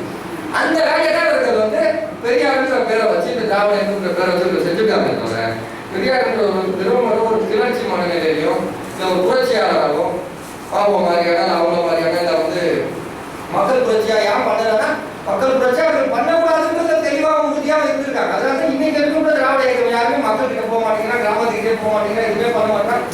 நம்ம இப்ப அரங்கத்துல கூட போறோம்னா ஏன் போறோம்னா இவர்கள் மோசடி அம்பலப்படுத்துறதுக்காக போறோமே தவிர அதிகமான வேலைகளை கிராமங்கள்ல தான் செய்யும். ஆனா இவர்கள் ஏன் கிராமங்களுக்கே போக மாட்டேங்கிறாங்க, ஏன் கிராமத்துல இருந்து யாரையுமே வரவே விட மாட்டாங்க. இவர்கள் வந்து ரொம்ப திட்டமிட்டு வந்து செலவு பண்ணியிருக்காங்க. போன வாரம் வந்து ராமநாதன் தான் சொன்னார். அறிவாளத்தில் ஒரு கல்யாணத்துல வந்து நம்ம கலைஞர் பேசியிருக்காரு. அவர் பல்லர் அவர் எம்பி அவர் பேர் வேணாம் அவர் எம்பி பல்லர் தங்கவேல் அவர் வந்து பல்லர் கம்பெனி சேர்ந்தவர். அவருக்கு பையனுக்கு பொண்ணுக்கு கல்யாணம் சங்கரங்கள் நம்ம ஊர் பக்கம் தான். அவருக்கு வந்து அதை வந்து கலைஞர் வந்து பேசிக்கிறாரு. என்ன பேசிக்கிறாருன்னா பல்லர்கள்லாம் வந்து திருச்சாத்தி இந்த மாதிரிலாம் தாத்தா பண்ண மாட்டாரு, உங்களுக்காக வந்து திராவிட இயக்கமும் திராவிட முன்னேற்ற கழகம் தான் போராடி பண்ணி உங்களுக்குலாம் சலுகைலாம் கொடுத்து படிக்க வச்சு இந்த அளவுக்குலாம் நீங்கள் வாழ்ந்து வெள்ள சட்டெல்லாம் போட்டுட்டு இது பண்ணுற அளவுக்கு வந்து உட்காந்துருக்கீங்க. ஆனால் அந்த நன்றியே ஒரு ஆளுநருக்கு இல்லை. நன்றி பார்த்துட்டு நீங்கள் வந்து இன்னைக்கு வந்து பாட்டி சோழர் அது இதெல்லாம் சொல்லிட்டு தேவையில்லாத விஷயங்கள்லாம் பேசிட்டு இருக்கீங்க. இதெல்லாம் எதுக்கு தேவையில்லாத விஷயங்கள்லாம் இருக்கு. கொடுத்துருக்க சலுகைகள்லாம் பயன்படுத்தி படிச்சு நல்லா முன்னுக்கு வந்து சந்தோஷமா இருக்க வேண்டியதானே. எதுக்கு தேவையில்லாத விஷயத்தெல்லாம் வந்து உங்களால தலையிடுறாங்கன்னு பேசிட்டு சுற்றி வளர்ச்சிட்டு தான் சொல்லியிருக்காரு. இப்போ என்ன சொல்ல வர்றாரு, நான் உங்க வீட்டை பிடிப்பேன் கோயிலை பிடிப்பேன் உங்களை அடிப்பேன் மிதிப்பேன் தாழ்த்தப்பட்டாங்க உங்களை பல்லு இலக்கியம் சொல்லி கேவலப்பட்டு அசிங்கமா எழுதுவேன் என்ன வேலை பண்ணுவேன். உனக்கு ஏதாவது நான் கூட எழுந்து வாங்கி சாப்பிட்டு தமிழ் வரணும். நீ எதுக்கு இந்த நாட்டை நாங்கள் ஆகுவோம், நீ யாரும் இந்த நாட்டை எங்களுக்கு ஆகுறது இந்த உரிமை அதாவது ஓட எழுந்து வாங்கி சாப்பிட்டு கையை கட்டி நில்லு. நான் இந்த நாட்டோட மண்ணுக்கு சொந்தக்காரன், நீ என்னை ஏமாத்துற கோவச்சிட்டா இந்த விஷயத்தான் நீங்க ஏன் பேசுறீங்க, இதெல்லாம் நீங்க ஏன் அனுமதிக்கிறீங்கன்னு சொல்லி கல்யாணம் வந்து பேசுறது. அப்ப இப்படியான ஒரு சூழல் வந்து என்னைக்குமே வந்துடக்கூடாதுன்றதுல வந்து ரொம்ப தெளிவாகவும் உறுதியாகவும் அவங்க காய்கறதுனால தான் வந்து காய்கறதுக்கான டூல் தான் மெட்டீரியல் தான் திராவிடம்ன்ற அந்த கருத்தை. நீங்க அந்த கருத்தியில வந்து இப்ப தோழர்கள் சொன்ன மாதிரி வந்து இதை வந்து சும்மா மெம்போக்கா வந்து கலைஞர் இருக்கிறது. நாங்கள் வந்து பெரியார் தான் வந்து பெரியார் தான் பெரியார் ஒரு கிளர்ச்சியாளர் தான். நான் கூட வந்து ஒரு கட்ட மதிக்க புரிஞ்சுட்டு தான் ஒரு வருஷத்துக்கு முன்னாடி இருக்கிற எல்லா புத்தகங்களும் பெரியார் ஒரு கிளர்ச்சியாளர் நம்ம அதோட ஏற்றலாம். அவர் வந்து தமிழ் தேசிய அடையாளமா இருக்க முடியாது, ஒரு தமிழ் தேசிய தந்தைன்ற சாணம் கொடுக்க முடியாது. அவர் பேசினார். அவர்கிட்ட வந்து நிறைய குழப்பங்கள் இருக்குன்னு தான் நம்ம நினைச்சிட்டு இருந்தோம். அப்புறம் குழப்பமா மட்டுமே பார்த்துட்டு இருந்தோம். மார்க்ஸை பார்க்குறாங்க. மார்க்ஸ் பேசுனதுல வந்து அவர் பெரிய தத்துவ ஞானி தான். ஆனா அது அப்படியே தமிழ்நாட்டுக்கு பொருத்தமா தோட்டாரு. அப்ப அதுல இருக்கிற விஷயங்களை வந்து நம்ம மண்ணுக்கு ஏற்ற மாதிரி எப்படி மாத்திக்கலாம் முடிவோட தான் நம்ம மார்க்ஸை பார்க்கணும். அதே மாதிரி அம்பேத்கரை பார்க்கணும். அது மாதிரி உலகத்தில் எந்த புரட்சியாளருமே பார்த்தோம்.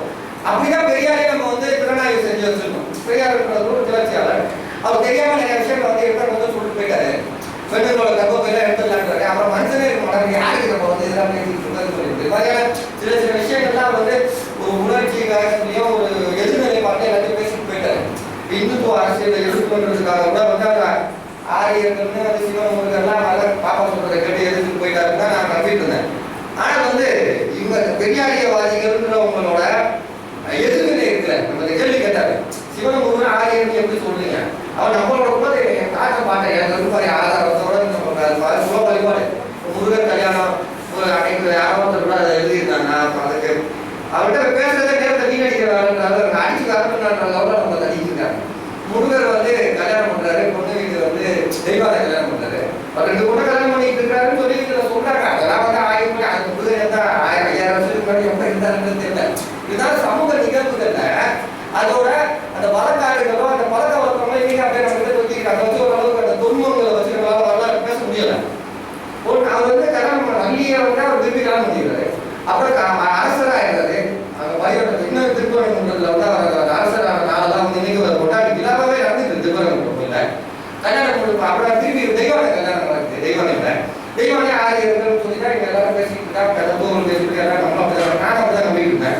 ஆனா அங்க போனீங்கன்னா தெய்வானு சொல்லிட்டு அந்த பல்லர் அந்த ஊர் குடும்பம் அவங்க ஃபேமிலிக்கு அந்த முருகர் விழாவில் கலந்துட்டு இவங்க தான் பொண்ணு வீட்டு சார்பாக வந்து முருகரை வரவேற்கிறாங்க, இது பண்றாங்க, எல்லாமே பண்றாங்க.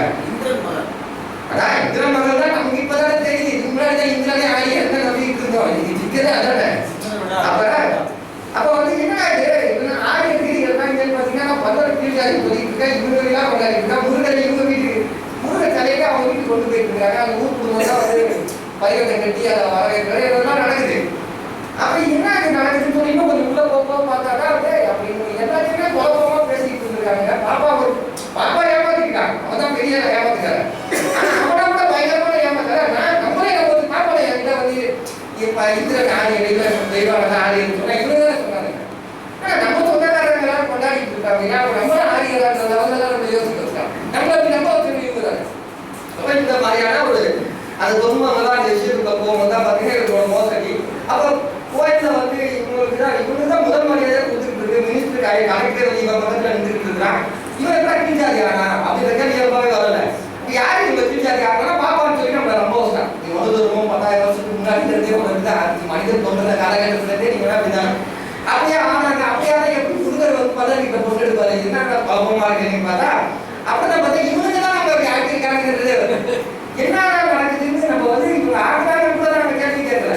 ஏன்னா இப்படிதான் இருக்கேன் நீங்க வந்து எப்படி அப்ப நெகிழ்ச்சி உருவாச்சு கேட்டாலே உடனே ஆரியத்தை கூட்டிவங்க ஒழிக்காம விட மாட்டேன், உங்களால வந்து கரெக்டா விட மாட்டேன்றான்.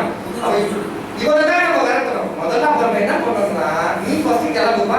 அவதான் என்ன நிலப்பாடு எடுத்துருந்தாருன்னா ஓ யார் ஆள்றா யார் இது பண்றா ஆளுறதுக்கான பின்னணி என்ன அப்படின்றத ஆய்வு பண்ணும்போது பாத்தீங்கன்னா இது எல்லாத்துக்குமான ரொம்ப அழகான முகமா நிக்கிறது திருப்பி நகராட்சி கேட்டீங்கன்னா நகராட்சி துப்பாக்கி சொல்றாரு உடனே ஊருக்கு தெரியாத அடைக்கிறதுலாம் வந்து ஒடுக்கப்பட்ட மக்களை சுட்டு கொடுத்தாங்க அதை பண்ணாங்க டாமா தான் நடந்தாங்க. ஏன்னா கருணாநிதி சுட்டா முதல்ல கருணாநிதி ஒழிச்சாதான் இந்த மாதிரி நம்ம சுட மாட்டான்னு சொன்னா ஐயோ இந்துத்துவவாதிகள்லாம் வந்து திராவிட இயக்கத்தை அணிக்க வந்துட்டாங்க விடக்கூடாதுன்னா சுடவுக்கு ஆதரவாகவும் இருந்துட்டு நமக்கு ஆதரவா போஸ்ட் ஓட்டிட்டு இருக்கான். சொல்ல நாங்கெல்லாம் கேட்டோம் அப்ப இனிமேல் வந்து ராமநாட்டுக்கு மதவர்கள் பதரம் கட்டிக்க போது வந்து முதல்ல நீங்க வந்து முன்னாடி இருக்குங்க நடுவில் இருக்குங்க 2 சமூகம் நடுவில் இருக்கு. இவன் வேண்டாலும் வாங்க அவன் வேண்டாலும் வாங்கி 2 பேருக்கு ஒற்றுமையை வரலைன்னா ஏன்னா இங்க உட்காந்து கும்புக்குள்ளே போஸ்ட் ஒட்டி இதை பண்ணிட்டு இருக்கீங்க அங்கே வெட்டிட்டு இருக்காங்க காதுங்களா அப்படின்ற வந்து விஷயத்த வந்து நம்ம பேசினா நம்மளே எடுத்துவாதீங்க. அதுக்கு முன்னாடி மதவர்கள் ஆதிக்க வெறி கொடுத்தவர்கள் ஜாதி வெறி கொடுத்தவர்கள் முத்துராமலிங்க தேவர் தெரியும் ஜாதி வெறியர்னு சொல்லிட்டு இருந்தவன் இந்த கேள்வி கேட்காதுன்னு சொன்னா அவங்களாம் விட்டான். அவங்களுக்கு தான் உலகத்திலே மிகப்பெரிய ஜாதி வெறியர்கள் உங்களை ஒழிச்சாதான் நீ அழகீங்கன்ற அளவில் வந்து பேசிக்கிறான். அப்ப ஒரு இணக்கமான ஒரு சூழலுக்கு நம்மளே தயாரா இருந்தாப்புல இணக்கமான நீ வந்து நீ இப்படியே இருக்கணும்னு நம்ம சொல்றான். சொல்றது என்ன பாத்தீங்கன்னா பாப்பான சொல்லல இப்பதான் சொல்லி பாப்பானோட கையால் வேலை பாக்குறவ நம்ம காட்டி கொடுக்குற வேலையை இந்த வேலையை பண்றோம். நாம இவன் தான் நம்ம சிங்கிளா இருக்கிறத காப்பாத்துறா அமெரிக்கா கல்வி காப்பாத்துறாங்கன்னா செவ்வாய் கிரகத்துல இருந்து வேற யாரும் பேர் கிரகத்துல இருந்தவங்க நான் தான் உங்களை காப்பாற்றுவோம். இவங்க தான் உங்களுக்கு தான் இருக்காங்க அறிவே அப்படின்ற உதவியை தான் அவங்க சொன்ன மாதிரி சட்டம் போடுறதுக்கு நல்லது. இன்னைக்கு சட்டம் போட்டு எங்க சுபரி நான் எங்க போன வந்து சொன்னாங்க அப்பெல்லாம் நம்ம ரொம்ப தீவிர ஒரு ஆதரவாக பண்ணுவோம். நீங்க வந்து இப்படியா ஒரு ஆளா மாறினா நினைக்கவே இல்லை. பெரியார் வந்து அவர் இல்லைன்னா இன்னைக்கு நீங்கெல்லாம் உங்க ஆளுங்களாம் இப்படிலாம் பேசிக்க முடியுமா? பெரியார் கொடுத்த படிப்பை படிச்சுட்டு வந்து இன்னைக்கு வந்து இப்படிலாம் நீங்க பெரியாரை பத்திலாம் பேசுறீங்களா? ஒரு 5-6 வருஷத்துக்கு முன்னாடி சும்மா கேள்வி கேட்டேன். இந்த அளவுக்கு நம்ம வந்து பேசுறேன். என்ன பெரியார் சொல்றதுல சில குழப்பங்கள்லாம் இருக்கு அப்படின்னு கேள்வி கேட்டதுக்கு அப்ப அந்த நிலைப்பாடு அப்படிதான் சொல்றாரு.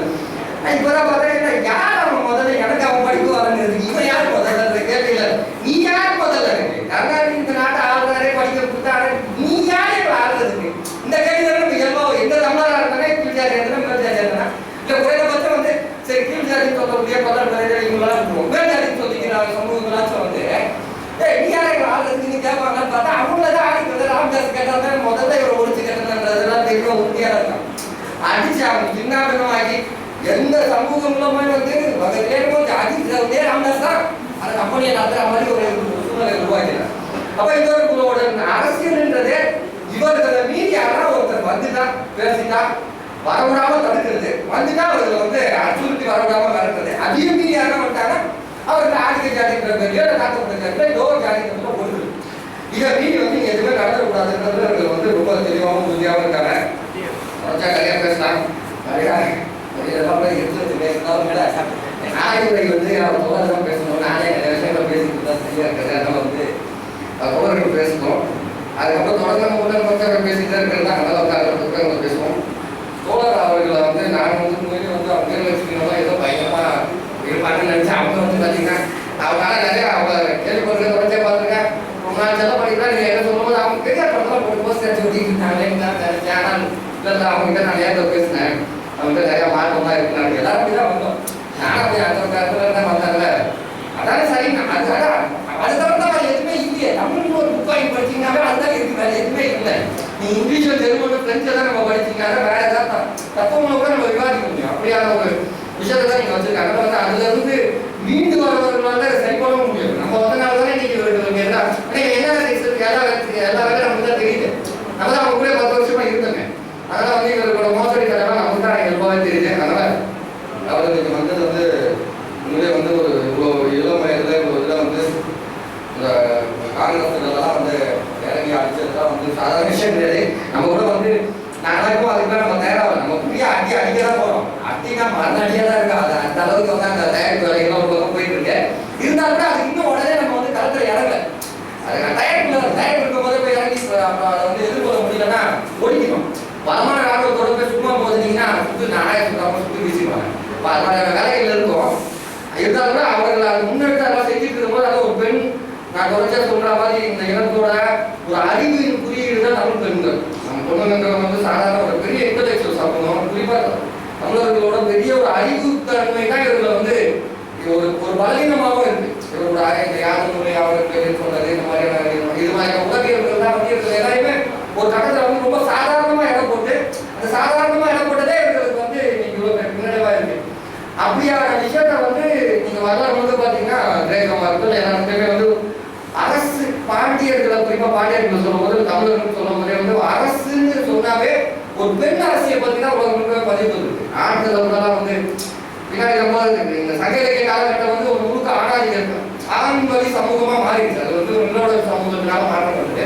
அப்ப பெண் ஆண்களோட ஆண் அரசர்களை பத்தி நிறைய பதிவுகள் இருந்தாங்க தொன்மங்கள் இருக்காங்க ஒரு 3000-4000 வருஷத்துக்கு முன்னாடி தொன்மங்கள் உலகம் முழுக்க பரவி இருக்கு. எங்க எடுத்தாலும் அது முழுக்க முழுக்க அரசியலை பத்தி குறிப்பா பாண்டிய அரசியலை பத்தியும் பெண்களை பத்தி மட்டும்தான் மையமாவே வச்சு இருக்கு. அப்ப அந்த இதெல்லாம் நான் புரிஞ்சுக்கிட்ட வகையில வந்து அடுத்த கட்டமா ஒரு மிகப்பெரிய சமூகம் ஆகிறது பெண்களால் தான் வரப்போகுதுன்றதுல வந்து நான் வந்து ரொம்ப தெளிவா உறுதியாக இருக்கேன். மாற்று கருத்துங்கிறது பெண்கள் கிட்ட இருக்கிற ஒரு அறிவு நுட்பமான ஒரு விஷயத்த சொன்னா டக்குன்னு அதை முடிச்சுக்கிட்டு அடுத்த இடத்துக்கு நகர்ற அந்த தன்மை வந்து நம்ம வந்து இந்த மாதிரி ஏதாவது கதைவசங்கள்லாம் படிச்சுட்டு அது எப்படி இது எப்படி தமிழர்களை போய் நீங்கள் எந்த சேனல் நீங்கள் ஆராய்ச்சி பண்ணீங்கன்றது இந்த மாதிரி அறிவுபூர்வமான இதெல்லாம் கேட்கலாம். உண்மையில ரொம்ப சாதாரணமாகவே அதை புரிஞ்சுட்டு அந்த இடத்துக்கு நகர்த்துறாங்க. என்னோட சப்போர்ட்டில் இருக்கக்கூடிய பெண்கள் இருக்காங்க. அப்படியே வகையில் வந்து அவர்கள் வந்து முதல் முறையாக சந்திக்கிற தொடர்ந்து நாம் வந்து பல்வேறு போராட்டங்கள் இருக்கட்டும் அரசியல் இருக்கட்டும் எல்லாத்தையும் தொடர்ந்து பயன்படுத்தணும்னு சொல்லி போராட்டம் பேசுறதுக்கு நன்றி.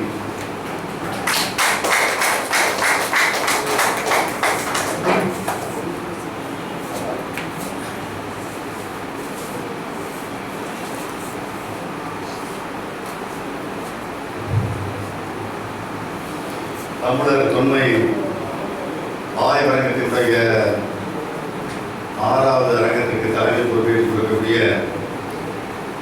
நண்பர் தமிழர் வரலாற்று ஆய்வுகளுடைய தலைவர் திரு செல்வ அவர்களே, கருத்துரையாளர் இருக்கக்கூடிய தமிழர் முன்னேற்ற துறையினுடைய தலைவர் நிறுவனர் திருமதி கி வீரலட்சுமி அவர்களே, வரவேற்புரையாற்றிய தமிழர் வரலாற்று ஆய்வுடைய அமைப்பாளர் நண்பர் ராமநாதன் அவர்களே, முன்னிலை வைத்துக் கொண்டிருக்கக்கூடிய திரு செல்லப்பாண்டியன் அவர்களே, திரு சுரேஷ் குருமனார் அவர்களே, நன்றி உரையாற்றக்கூடிய திரு முருகன் அவர்களே, திருப்பூர் தங்கராஜ் அவர்களே, மரியாதைக்குரிய பாவலர் திரு ராமச்சந்திரன் அவர்களே, இந்த மக்கள் மாநாடு கட்சியுடைய துணைத் தலைவர் கோபி நாராயணன் அவர்களே, செயலாளர் சதீஷ்குமார் அவர்களே, வழக்கறிஞர் சதீஷ்குமார் அவர்களே, அதே போல இங்கே வந்து கலந்து கொண்டிருக்கக்கூடிய பாவேகு அவர்களே, கவிஞர் வழக்கறிஞர் பாவேகு அவர்களே, இன்னும் ஏனைய கலந்து கொண்டிருக்கக்கூடிய அத்துணை பேருக்கும் நன்றியை வணக்கத்தை தெரிவித்துக்கொள்கிறேன். வெளிப்படையிலே பார்க்கும்போது தமிழர்களுடைய தொன்மையை பற்றிய ஒரு ஆய்வை அது அரங்கமாக நடத்துவது என்பது உண்மையிலே ஒரு சீரும் சிறப்புமான பணி. அறிஞர்கள் அல்லது அறிவை உருவாக்குபவர்கள் ஒரு புரட்சியுடைய வித்தாக கருவாக தொடர் முழுவதும் இருக்கிறார்கள். அறிவற்ற சிந்திக்க தெரியாத ஒரு கருத்தை உருவாக்க முடியாத ஒரு இனம் வெற்றி பெற்றதாக வீரம் கொண்டதாக வாழ்ந்ததாக வரலாறு கிடையாது. எந்த இனமாக இருந்தாலும் சிந்திக்க தெரிந்த இனமாக இருக்க வேண்டும். அந்த இனம் அதை பற்றிய தேடுதலை தொடர்ந்து நடத்துவதற்குரிய சிந்தனையை தரக்கூடிய வல்லாமை வாய்ந்த அறிஞர்கள் அந்த இனத்தில் இருக்க வேண்டும். அப்படி இருந்தால்தான் அந்த இனம் நீண்டு நெடிய வீரமிக்க ஒரு வாழ்வை கொண்ட ஒரு ஆளுமை கொண்ட இனமாக இருக்க முடியும். அந்த வகையிலே தான் நான் இன்றைக்கு நண்பர் செல்வா அவர்களையும் ராமநாதன் அவர்களையும் அவர்களோடு கிடைக்கக்கூடிய அத்துணை பேரையும் நான் பார்க்கிறேன். போர்த்துகீசுடைய நாடானது கினியாவை பிடித்திருக்கின்றது. அது ஒரு ஆப்பிரிக்காவுடைய நாடு, பல்லாண்டு காலம் அடிமையில் இருந்த நாடு. அந்த நாடு விடுதலைக்கான அந்த போராட்டத்தை நடத்திய போது பல்வேறு முயற்சிகளில் ஈடுபடுகிறார்கள். ஆப்பிரிக்காவிற்கு பல்வேறு நாடுகளே போர்த்துகீசிய நாடு அடிமைப்படுத்தி. அப்பொழுது கினியா நாட்டிலே இருக்கக்கூடிய அமீர் கப்ரல் என்பவர் விடுதலை அடைந்த பிறகு அவர்தான் அந்த தலைவராக இருந்தார். 1924 போர்த்துகீஸ் நாட்டினுடைய தலைநகரம் லிஸ்பனிலே ஒரு ஆப்பிரிக்க ஆய்வு மையம் என்ற ஒரு மையத்தை அவர் எதற்காக என்றால், நாம் ஒரு விடுதலை போராட்டத்தை தொடங்குவதற்கு முன்பு அதற்கான அடிப்படையை உருவாக்க வேண்டும். அந்த அடிப்படை என்பது இந்த விடுதலை போராட்டத்தில் தங்களை ஈடுபடுத்திக் கொள்பவர்கள் மட்டுமல்ல, இந்த விடுதலை போராட்டத்தை வெளியிலிருந்து நடந்தவர்கள் அத்துணை பேருக்கும் ஒரு அறிவு சார்ந்த ஒரு நிலைப்பாட்டை உருவாக்குவதற்கு தெரிவிப்பதற்கான ஒரு மையமாக இருக்க வேண்டும் என்று அந்த ஆப்பிரிக்க ஆய்வு மையத்தை நடுவதை அவர் ஏற்படுத்தினார். அதன் பின்னாலே கினியா விடுதலை இருக்கிறது, பல்வேறு ஆப்பிரிக்க நாடுகள் விடுதலை இருக்கின்றன.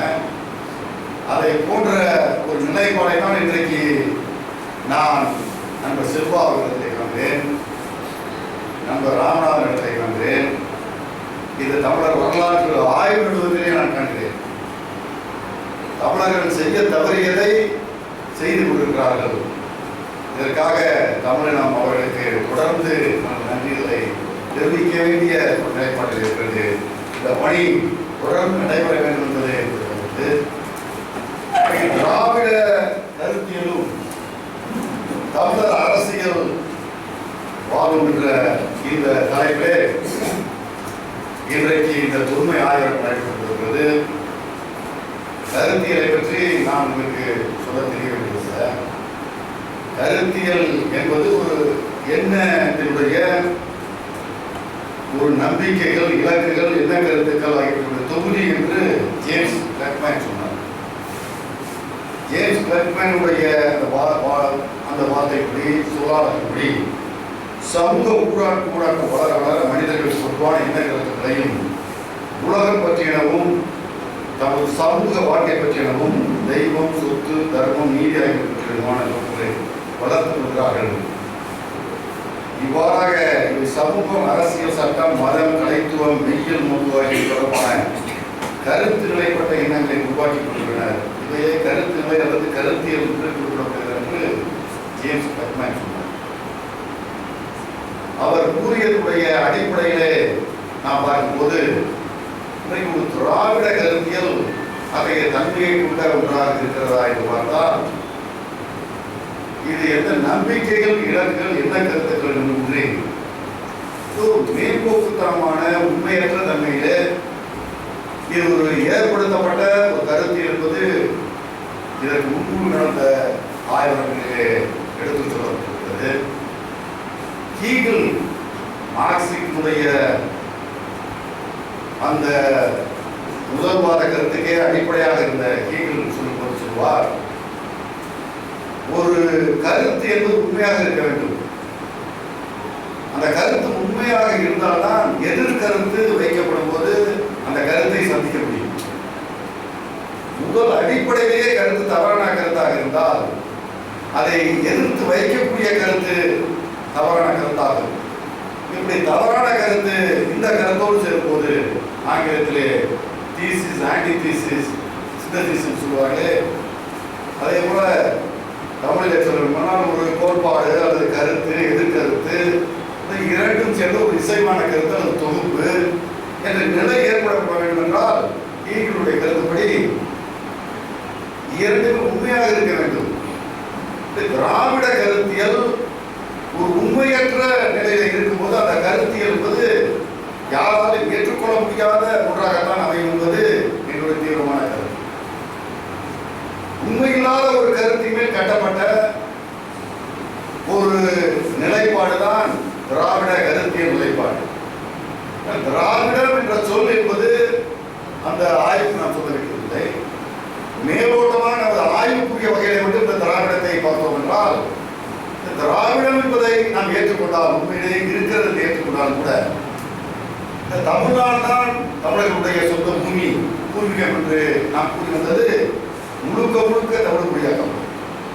ஏனென்றால் ராபர்ட் கால்வெல் அவர் கூறிய கருத்து, உலகம் தோன்றியது மத்திய கிழக்கு ஆசியாவிலே, மொழிகள் தோன்றியது மத்திய கிழக்கு ஆசியாவிலே, மனிதர்கள் தோன்றியது மத்திய கிழக்கு ஆசியாவிலே, அங்கிருந்து கைபர் கணவாய் வழியாக வந்தவர்கள் தான் ஆரியர்களுக்கு முன்பு வந்தவர்கள் திராவிடர் என்று சொன்னார் ராபர்ட் கால்வெல். திராவிடர்கள் கைபர் கணவாய் வழியாக இந்தியாவிற்கு வந்த பிறகு அதற்கு பின்தொடர்ந்து வந்தவர்கள் தான் ஆரியர்கள் என்ற கருத்தை ராபர்ட் கால்வெல்லே சொல்கிறார். ஆனால் திராவிட கருத்தில் முன்வைக்கும் என்று சொல்கிறார்கள். திராவிடர்கள் இந்தியாவிலே இருந்தது போலும் ராபர்ட் கால்வெல் மட்டுமல்ல, உலகம் முழுவதும் இருக்கக்கூடிய மொழி ஒப்பீட்டு ஆய்வாளர்கள் அத்தனை பேர் சொல்லக்கூடிய கருத்து, திராவிட இனம் அல்லது திராவிட மொழி என்பது மத்திய கிழக்கு ஆசியாவிலே தொடங்கி தோன்றியது, அதற்கு முன்பு அங்கிருந்து இந்தியா வந்து இருக்கிறதுதான். இந்த கருத்தை நாம் ஏற்றுக்கொண்டாலே இது எவ்வளவு தவறான கருத்து என்பது தமிழர்களுக்கு தெரியும். இதை ஏற்றுக்கொண்டால் இந்த தமிழ்நாடு அல்லது வெறும் ஏகனமாக இருந்தது, அது கூட என்பது கிடையாது. நான் ஒரு வந்தேரி, எப்படி ஆரியன் ஒரு வந்தேரியோ அதே போல நான் ஒரு வந்தேரியாக ஆக்கப்படக்கூடிய சூழ்நிலையை இந்த திராவிட கருத்தினுடைய அடிப்படை அடிநாதமாக தெரிவித்துக் கொண்டிருக்கிறது என்பதை நாம் மறந்துவிடக் கூடாது. இதை நாம் மறந்து இப்படிப்பட்ட ஒரு கட்டமைப்பு அடிப்படை ஹீகலுடைய வாதப்படி சரியாக இருக்குமா? சரியாக இருக்க முடியாது. ஒரு உண்மை, அந்த உண்மையை தொடர்ந்து அதை ஏற்படக்கூடிய வகையில் வைக்கக்கூடிய கருத்துக்கள், அதற்கு எதிராக வைக்கக்கூடிய கருத்துக்கள், அது உண்மையாக இருக்க வேண்டும். உண்மையில்லாத ஒரு அடிப்படை, உண்மையில்லாமல் ஒரு எதிர்ப்பு கருத்து, இப்படி உண்மையற்ற தன்மைகளை கூறும்போது அதற்கு தேவை சேரக்கூடிய அந்த இசைவான கருத்து கூட அது உண்மையாக இருக்க முடியாது. அந்த நிலைப்பாடை தான் இன்றைக்கு திராவிட கருத்தியல் இன்றைக்கு தமிழ்நாட்டிலே உருவாக்கி நம்ம வாதத்திற்கு நாம் மேலே சென்று இந்த திராவிட மொழி குடும்பத்தை அல்லது திராவிட அந்த கருத்தியலை ஏற்றுக்கொண்டால், கல்தோன்றா காலத்துக்கு முன்தோன்றிய மூத்த குடி தமிழ் மொழி, மூத்த மொழி தமிழ் மொழி. இந்த தமிழ் தான் இன்றைக்கு பல்வேறு மொழிகளுக்கு தாய்மொழியாக நாம் சொல்கிறோம். இதுதான் அடிப்படை என்று சொல்கிறோம். தமிழர்கள் பெருமைப்படக்கூடிய இந்த திராவிட கருத்தில் இருக்கக்கூடிய ஒரு நிலைப்பாடு என்ன? திராவிட கால்கள் ஏற்படுத்திய கருத்து நிலைப்பாடு என்ன? தமிழர்களை ஏமாற்றுவதற்காக ஏற்படுத்திய இந்த கருத்தியல் என்பது ஏதோ தமிழ்தான் தெலுங்கு, கன்னடம், மலையாளம் இன்னும் இருக்கக்கூடிய 85 வகையான முண்டா மொழிகள் உட்பட அத்துணை மொழிகளுக்கு தாய் என்பது போன்ற கருத்தை ராபர்ட் கால்டுவெல் உருவாக்கினார் என்று இன்றைக்கு தமிழறிஞர்கள் கூறிக்கொண்டு அதனாலே பெருமைப்பட்டுக் கொண்டு அதன் காரணமாக திராவிடத்தை தூக்கி நிறுத்தப்படக்கூடிய நிலையில இருக்கிறார்கள். ஆனால் அந்த ராபர்ட் கால்டுவெல் கூட அவர் தமிழ் என்பது ஒரு முதன்மையான மொழி என்று சொல்லவில்லை. இதற்கு முன்பாக ஒரு கற்பனையான மூல மொழி ஒன்று இருந்தது என்று சொல்றார். அதைத்தான் திராவிடா என்று சொல்றார். அந்த திராவிட கற்பனையான மூலத்திலிருந்து உருவானதுதான் தமிழ் என்று சொல்லியிருக்கிறார். அப்பொழுது தமிழர்கள் எடுத்து வைக்கக்கூடிய கருத்துக்கள் கூட அந்த அடிப்படையிலே பார்த்தாலும் கூட ஒரு தவறான கருத்தியலை உருவாக்குகிறது என்பதை நாம் மறந்துவிடக்கூடாது. திராவிடம் என்ற சொல்லி இருந்ததா இல்லையா என்ற ஆராய்ச்சி நாம் சொல்ல வேண்டியதல்ல.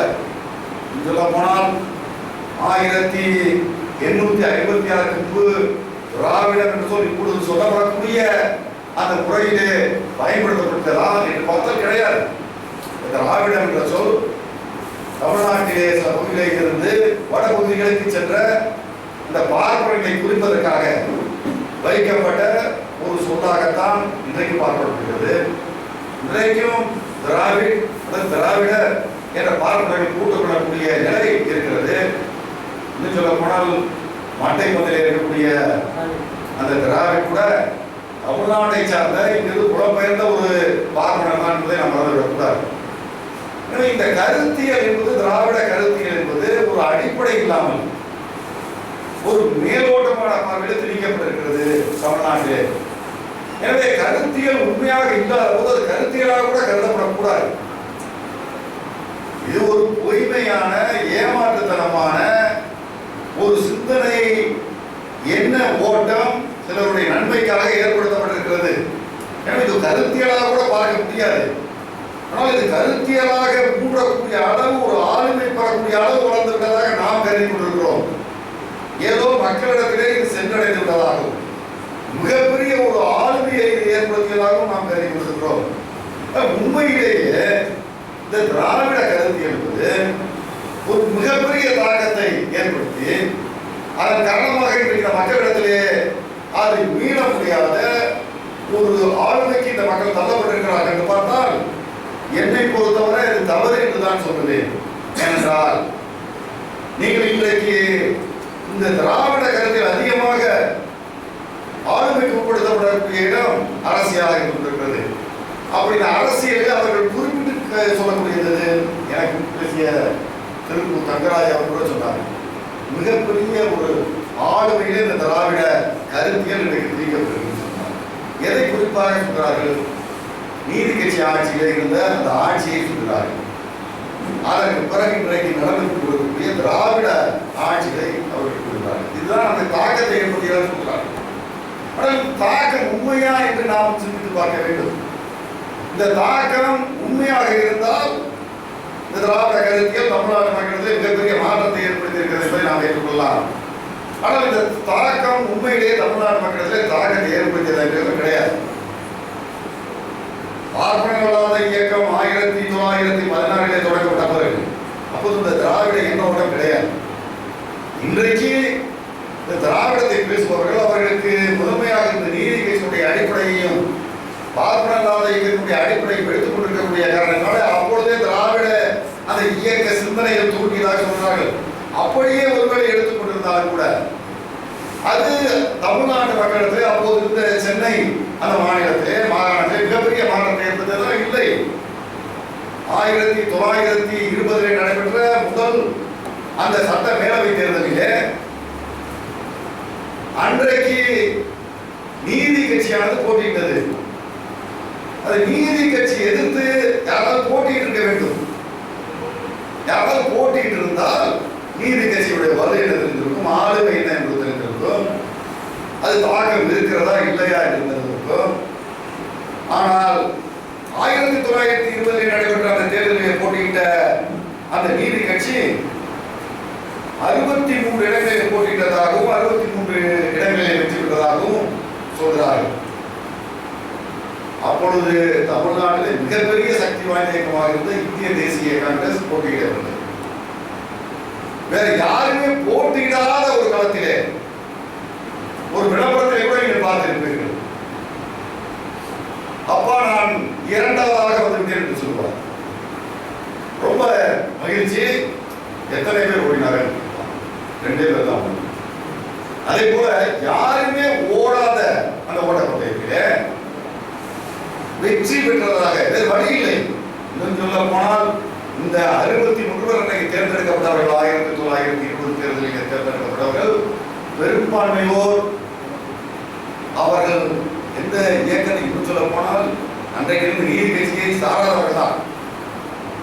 அவர்கள் தனித்தனியாக அவர்கள் அன்றைக்கு நின்றவர்கள். பின்னாலே வசதி வாய்ப்புக்காக அவர்கள் இணைக்கப்பட்டார். 1923 ஆண்டு நடைபெற்ற தேர்தலிலே 1920 63 இடங்களை பெற்ற நீதி கட்சி 1923 சுயராஜ்ய கட்சி என்று காங்கிரஸ் இருந்த அந்த இயக்கம் வெறும் போட்டியிட்டது 11 இடங்களிலே தான். இந்த 11 இடங்களிலும் அவர்கள் வெற்றி பெற்றுள்ளார். நீதி கட்சியானது அப்பொழுது 44 இடங்களை மட்டுமே பெற முடிந்தது. 63 இடங்களில் அதை எடுத்துக்கொண்டாலும் கூட 1920 இருந்தது. 44 இடங்களில் ஒரு கட்சி போட்டியிட்டவுடன் அதனுடைய மாற்றத்தை நீங்கள் பார்க்க முடிகிறது. அதே போல 1924 நடைபெற்ற தேர்தலிலே நீதி கட்சியானது வெறும் 21 இடங்களை மட்டுமே அது பெற முடிந்தது. வேறு யாருமே இல்லை. சுயராஜ்ய கட்சி அன்றைக்கு போட்டியிடவில்லை. அப்படி போட்டியிடாத காரணத்தினாலே சுயராஜ்ய கட்சி அன்றைக்கு 41 இடங்களிலே அது நின்றது.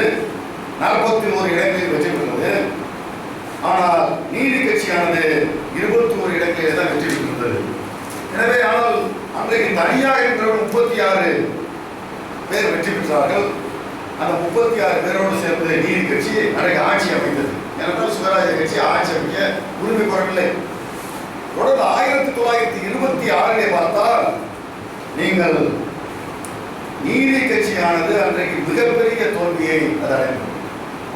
ஆட்சிக்கு வர முடியாத ஒரு அவலநிலை. அன்றைக்கு தான் அதுவரை 1920, 23, 24 போன்றவற்றிலே அன்றைக்கு சென்னை மாகாணத்திலே இருக்கக்கூடிய மக்கள் தொகையிலே பெரும்பான்மையானவர்கள் ஏறக்குறைய 1,45,00,000 பேர் அன்றைக்கு தமிழர் இருந்தார்கள். தெலுங்கர்கள் 1,35,00,000 பேர் இருந்தார்கள். அன்றைக்கு இந்த சென்னை மாகாணத்தில் ஆந்திரத்தில் உள்ளடக்கியது. இருந்தாலும் கூட தமிழர்கள் முதலமைச்சராக வரவில்லை. இன்னும் சொல்ல போனால் முதலில் ஏற்படுத்தப்பட்ட அந்த அமைச்சரவையிலே ஒரு தமிழர் கூட கிடையாது. 1926 தான் முதல் முறையாக அதுவும் ஆங்கில அரசை பார்த்து சுப்பராயன் என்கிற தமிழரை அன்றைக்கு முதலமைச்சராகியது. அவரோடு இணைந்து 2 அமைச்சர்கள் பொறுப்பேற்றார்கள். அவர்களும் தமிழர்கள் தான். தமிழர்கள் அல்லாத ஆட்சியை ஆங்கிலேய அரசு ஏற்படுத்தியது. அது 1930 அதை விட படுதோல்வி அடைந்தது நீதி கட்சி. 1934 மிகப்பெரிய தோல்வி. கட்சியை கலைத்து ஓட வேண்டிய சூழ்நிலை தள்ளப்பட்டது நீதி கட்சி.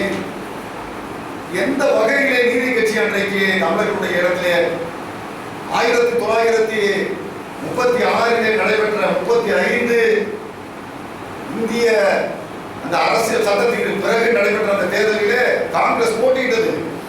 காங்கிரஸ் போட்டியிட்ட அந்த தேர்தலிலே ஒரே ஒரு இடத்திலே தான் நீதி கட்சி வெற்றி பெற்றது. எனவே போட்டி இல்லாத இடங்களிலே நீதி கட்சி வெற்றி பெற்றது. எனவே திராவிட கருத்தியல் என்பது மிக ஆழமாக மூன்றப்பட்டிருந்தது. சொல்லப்போனால் அன்றைக்கு இருந்த அந்த தொகுதிகள் என்பவை இன்றைக்கு இருக்கக்கூடிய தொகுதிகள் அல்ல. 1934 தான் இன்றைக்கு இருக்கக்கூடிய தொகுதிகள் போல ஏறக்குறை இருந்தது. அதற்கு முன்பு நடைபெற்ற தேர்தலில் ஜமீன்தார்களுக்கு ஒரு தொகுதி இருந்தது, பட்டாதாரிகளுக்கு தொகுதி இருந்தது. இப்படி வசதி வாய்ப்புள்ளவர்களுக்கு, பணக்காரர்களுக்கும் ஆதிக்க சக்திகளுக்குமான இருக்கக்கூடிய அந்த வாய்ப்பினை அதை கொடுத்தவர்கள் செய்தார்கள். 1952 நடைபெற்ற அந்த தேர்தலிலே காங்கிரஸ் கட்சி மிகப்பெரிய வெற்றி அடைந்தது என்று சொன்னால் கிடையவே கிடையாது. முதல் தேர்தலிலே காங்கிரஸ் கட்சி ஒரு சிறுபான்மை அரசை தான் அமைத்தது. அன்றைக்கு உழவர் உழைப்பாளர் கட்சி என்ற ஒரு கட்சி இல்லை என்றால் அன்றைக்கு காங்கிரஸ் ஆட்சி அமைத்தே இருக்க முடியாது. அன்றைக்கு காங்கிரசினுடைய நிலைப்பாடு என்பது ஒரு சிறுபான்மை அரசு அமைக்க வேண்டும். அவர்கள் அமைக்கவில்லை என்றால் பிரஜா சோசியலிஸ்ட் கட்சியினுடைய ஆட்சி அவர்கள் அமைக்கப்படும். எனவே காங்கிரஸ் கட்சி உழவர் உழைப்பாளர் கட்சியினுடைய அந்த வெற்றி பெற்றவர்களை இணைத்து அந்த ஆட்சி அமைத்தது. எதற்காக சொன்னேன் என்றால் திராவிட இயக்கத்தினுடைய தாக்கம் இருந்ததா இல்லையா என்பதை நாம் பார்க்க வேண்டும். தாக்கம் இதுவரை இருக்கிறது என்றால் ஒரு பொய்மையான தாக்கம் இருக்கிறது. 1952 காங்கிரஸ் கட்சி ஒரு வலுவில்லாத கட்சியாக இருந்தது. தமிழ்நாட்டிலே இந்தியா விடுதலை பெற்ற பிறகு நடைபெற்ற அந்த முதல் தேர்தலிலேயே காங்கிரஸ் கட்சி போட்டியிட்ட 367 இடங்களிலே 152 இடங்களிலே மட்டுமே வெற்றி பெற்றது. அன்றைக்கு இருந்த மாணிக்க விநாயகர், ராமசாமி படையாட்சி போன்ற உழவர் உழைப்பாளர் கட்சியில் வெற்றி பெற்ற அவர்களை வைத்துக் கொண்டு அன்றைக்கு ஆட்சியை ராஜாஜி தலைமையில் அமைத்தார்கள். ஒரு வலுவில்லாத ஒரு மீண்டும் தமிழ்நாட்டிலே ஒரு மைதானம் காலியாக இருக்கக்கூடிய ஒரு சூழ்நிலையிலே தான் அன்றைக்கு அரசியல் என்பது இருந்தது. அந்த சூழ்நிலையிலே தான் திராவிட முன்னேற்ற கழகம் 1957 போட்டிட்டு 50 இடங்களிலே போட்டிட்டு 15 இடங்களை பெற்றது. ஆனால் 1957 காங்கிரஸ் ஏறுமுகமாக இருந்தது என்றால் கிடையாது. 52 பெற்றதை விட குறைவாக பெற்றார்கள். 1962 நடைபெற்றதில் அதை விட மிக குறைவு காங்கிரஸ். அப்படி யாராவது எதிர்கட்சி இருந்த பிரஜா சோசியலிஸ்ட் கட்சி என்பது 1952 இருந்தது. இந்தியா முழுவதும் அது தோல்வி முகத்தை சந்தித்தது. அது ஒரு இயக்கமாக வளர முடியவில்லை. எனவே மிகப்பெரிய ஒரு வெற்றிடம் ஏற்பட்டது. அந்த வெற்றிடத்தை அன்றைக்கு நிரப்பக்கூடிய வகையிலே இவர்கள் இருந்த காரணத்தாலே வந்தார்களே தவிர இது ஏதோ திராவிட கருத்தியலுடைய தாக்கத்தின் காரணமாக வந்தார்கள் என்பதை ஏற்றுக்கொள்ள முடியவில்லை. 1967 பிறகு ஆட்சியில் இருந்த பிறகு ஆளுமைக்கு வந்த பிறகு தொடர்ந்து நாங்கள் எதிர்க்கக்கூடிய கட்சிகளை உடைத்து சின்ன பின்னப்படுத்தியும் பல்வேறு வகையான அதிகார அந்த துஷ்பிரயோகத்தை பயன்படுத்தியும் அவர்கள் செயல்பட்ட காரணத்தின் காரணத்தாலே பல்வேறு கட்சிகள் பெரிய கட்சிகள் இல்லாத சூழ்நிலை போனது. அவர்களுக்குள்ளே கட்சிகள் பிரிவினை ஏற்படுத்தி இதே ஹீகினுடைய அந்த தீர்ப்பின்படி வாதம் எதிர்வாதம் அல்லது இசைமான மானம் என்ற கருத்து போல ஒரு கட்சி அது திராவிடத்தை சார்ந்த இன்னொரு கட்சி, அந்த திராவிட கட்சி என்றால் இன்னொரு திராவிட கட்சி என்ற ஒரு சூழ்நிலையை ஒரு பொய்மையான முறையிலேயே அவர்கள் ஏற்படுத்தி வந்தார்கள் என்பதை நாம் மறந்துவிடக் கூடாது. இன்றைக்கு 67 இருந்து ஏறக்குறைய இன்றைக்கு 50 ஆண்டு காலம் அவர்கள் இருந்திருக்கிறார்கள் என்றால் இது மாற்றக்கூடிய ஒன்றுதான் என்றால் இது எத்தனையோ நாடுகள் இது பொய்மையான முறையில் போனதற்கு வரலாறு இருக்கிறது. யூகேஸ்லேவியா நாட்டை நீங்கள் எடுத்துக்கொண்டால் அந்த யூகேஸ்லேவியா நாட்டிலே என்ன கருத்து இருந்தது? அது மார்க்சிய கருத்தினுடைய அடிப்படையில் இங்கே பொதுவுரிமை கட்சி டிட்டோ தலைமையில் ஆட்சியை பிடித்தது. அது ஆட்சியை பிடித்த போது யூகேஸ்லேவியா நாட்டை பற்றி நான் உங்களுக்கு சொல்ல வேண்டியதல்ல. மிகப்பெரிய அளவிலே சிதறப்பட்டு இருக்கக்கூடிய ஒரு நாடு யூகேஸ்லேவியா நாடு. அந்த யூகேஸ்லேவியா நாடு என்பது செர்பிய மக்கள், குரோஷிய மக்கள், ஸ்லாவானிய மக்கள், இந்த இன மக்கள் எல்லாம் அடிப்படையாக ஏற்படுத்தப்பட்ட நாடு. அவர்களெல்லாம் முன்பு ஒட்டாமன் பேரரசிலே அவர்களெல்லாம் இருந்தார்கள். ஒட்டாமன் பேரரசு அங்கே தவிடுபடியாகி செழித்த சூழ்நிலையிலே இத்தாலியும் பிரான்ஸ் நாடும் இணைந்து ஏற்படுத்திய ஒரு நாடு தான் யூகோஸ்லேவியா நாடு. அப்படி ஏற்படுத்தப்பட்ட அந்த நாட்டிலே பல்வேறு இனக்குழுக்கள் இருந்தன. அந்த இனக்குழுக்கள் இருந்த போது அவர்கள் எல்லாம் ஒன்றாக இணைந்து யூகோஸ்லேவியாவினுடைய அந்த இன குழுக்களுடைய நாடாக அறிவிக்கப்பட்டது. கிங்டம் ஆஃப் யூகோஸ்லேவியா அல்லது kingdom of Slav, Serbian, Croatia என்று அழைக்கப்பட்டது. அப்பொழுது இருந்த ஒரே இயக்கம் பொதுவுடைமை கட்சி மட்டும்தான். யூகோஸ்லாவியா பொதுவுடைமை கட்சி மட்டுமே அன்றைக்கு 1920 வாக்கிலே யூகோஸ்லாவியா விடுதலை அடைந்து ஒட்டாமன் பேரரசில் விடுதலை அடைந்து அந்த நாடு உருவாக்கப்பட்ட போது இருந்த ஒரே கட்சி யூகோஸ்லாவியா பொதுவுடைமை கட்சி மட்டும்தான். வேற எந்த கட்சிகளும் அங்கே கிடையாது. அப்பொழுது இத்தாலியும் பிரான்ஸ் நாடும் இந்த யூகோஸ்லாவிய நாடை அவர்கள் ஒரு அதற்கு முன்பு இருந்த ஒரு செர்பிய அரசரை எடுத்து விட்டார்கள். அவருடைய தலைமையில் இருந்தது. அதற்கு முன்பு ஆட்சி மாற்றம் ஏற்பட்டது 1927. இந்த மிகப்பெரிய அளவில் இந்த ஆட்சி மாற்றம் என்று நடைபெற்றுக் கொண்டிருக்கும் போது இரண்டாவது உலக போர் ஏற்பட்டது. அப்பொழுது யூகோஸ்லாவிய மொத்த நாடும் அங்கே அடிமைப்படுத்தப்படுகிறது. அடிமைப்படுத்தப்பட்டு 2 நாடுகளுக்கு நாடே கிடையாது. 1943 45 வரை. இரண்டாம் உலக யுத்தம் முடிந்த பிறகு டிட்டோ தலைமையிலே யூகோஸ்லாவியா பொதுவுடைமை கட்சியை ஏற்படுத்துகிறார்கள். பல்வேறு இனக்குழுக்கள், நான் சொன்னது 3 குழுக்கள் தவிர குரோஷிய, செர்பிய மற்றும் ஸ்லாவானியா போன்ற இனக்குழுக்கள்லாம் இருக்கக்கூடிய அந்த நாட்டிலே இனக்குழுக்கள் தேசிய அந்த இனத்தை அவர்கள் அடிப்படையாக வைக்கவில்லை. ஒரு பொது உடைமை பண்பாட்டை அவர்கள் முன்வைத்தார்கள். சொல்லப்போனால் யூகோஸ்லாவிய தலைவராக இருந்த டிட்டோ சொன்னார், தேசியத்தை எதிர்க்கக்கூடியவராக இருந்தார். அதுவும் குறிப்பாக இன தேசியத்தை எதிர்க்கக்கூடியவராக இருந்தார். பாட்டாளி வர்க்கத்தினுடைய அந்த வர்க்க நிலைப்பாடுகள் மட்டுமே ஒரு தேசத்தை கட்டமைக்க முடியும் என்று உறுதியாக கருதியவர் டிட்டோ. அப்படி டிட்டோவை ஏற்படுத்தி தலைமை தாங்கிய அந்த நாடு யூகோஸ்லாவிய நாடு. செர்பியர்கள் அவர்கள் அதிகமாக இருந்தார்கள். அவர்களை விட குறைவாக குரோஷியர்கள் இருந்தார்கள், ஸ்லாவேனியர்கள் தான் இருந்தார்கள்.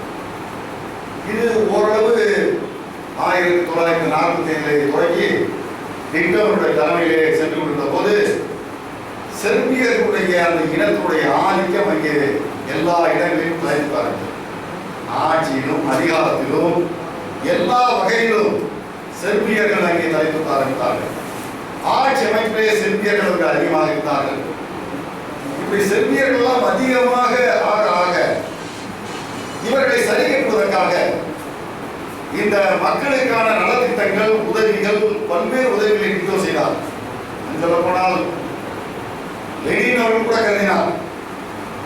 அவர் சுய நிர்ணயம் கொண்ட தேசிய இனங்களை தன்னுடைய ரஷ்யாவை இணைத்த போது அவருடைய கருத்து, இந்த ரஷ்ய நாட்டினுடைய இந்த நிலைப்பாடு அது இந்த பாட்டாளி வர்க்கத்தை உள்ளடக்கிய ஒன்றாக ஒரு மிகப்பெரிய ஒரு புரட்சியுடைய ஒரு தொடக்கமாக அது செல்லும் போது உறுதியாக இந்த தேசிய இன மக்கள், ரஷ்யாவுடைய தேசிய இன மக்கள் அதை ஏற்றுக்கொண்டு இந்த ரஷ்ய தேசியத்தை அவர்கள் ஏற்றுக்கொள்வார்கள்.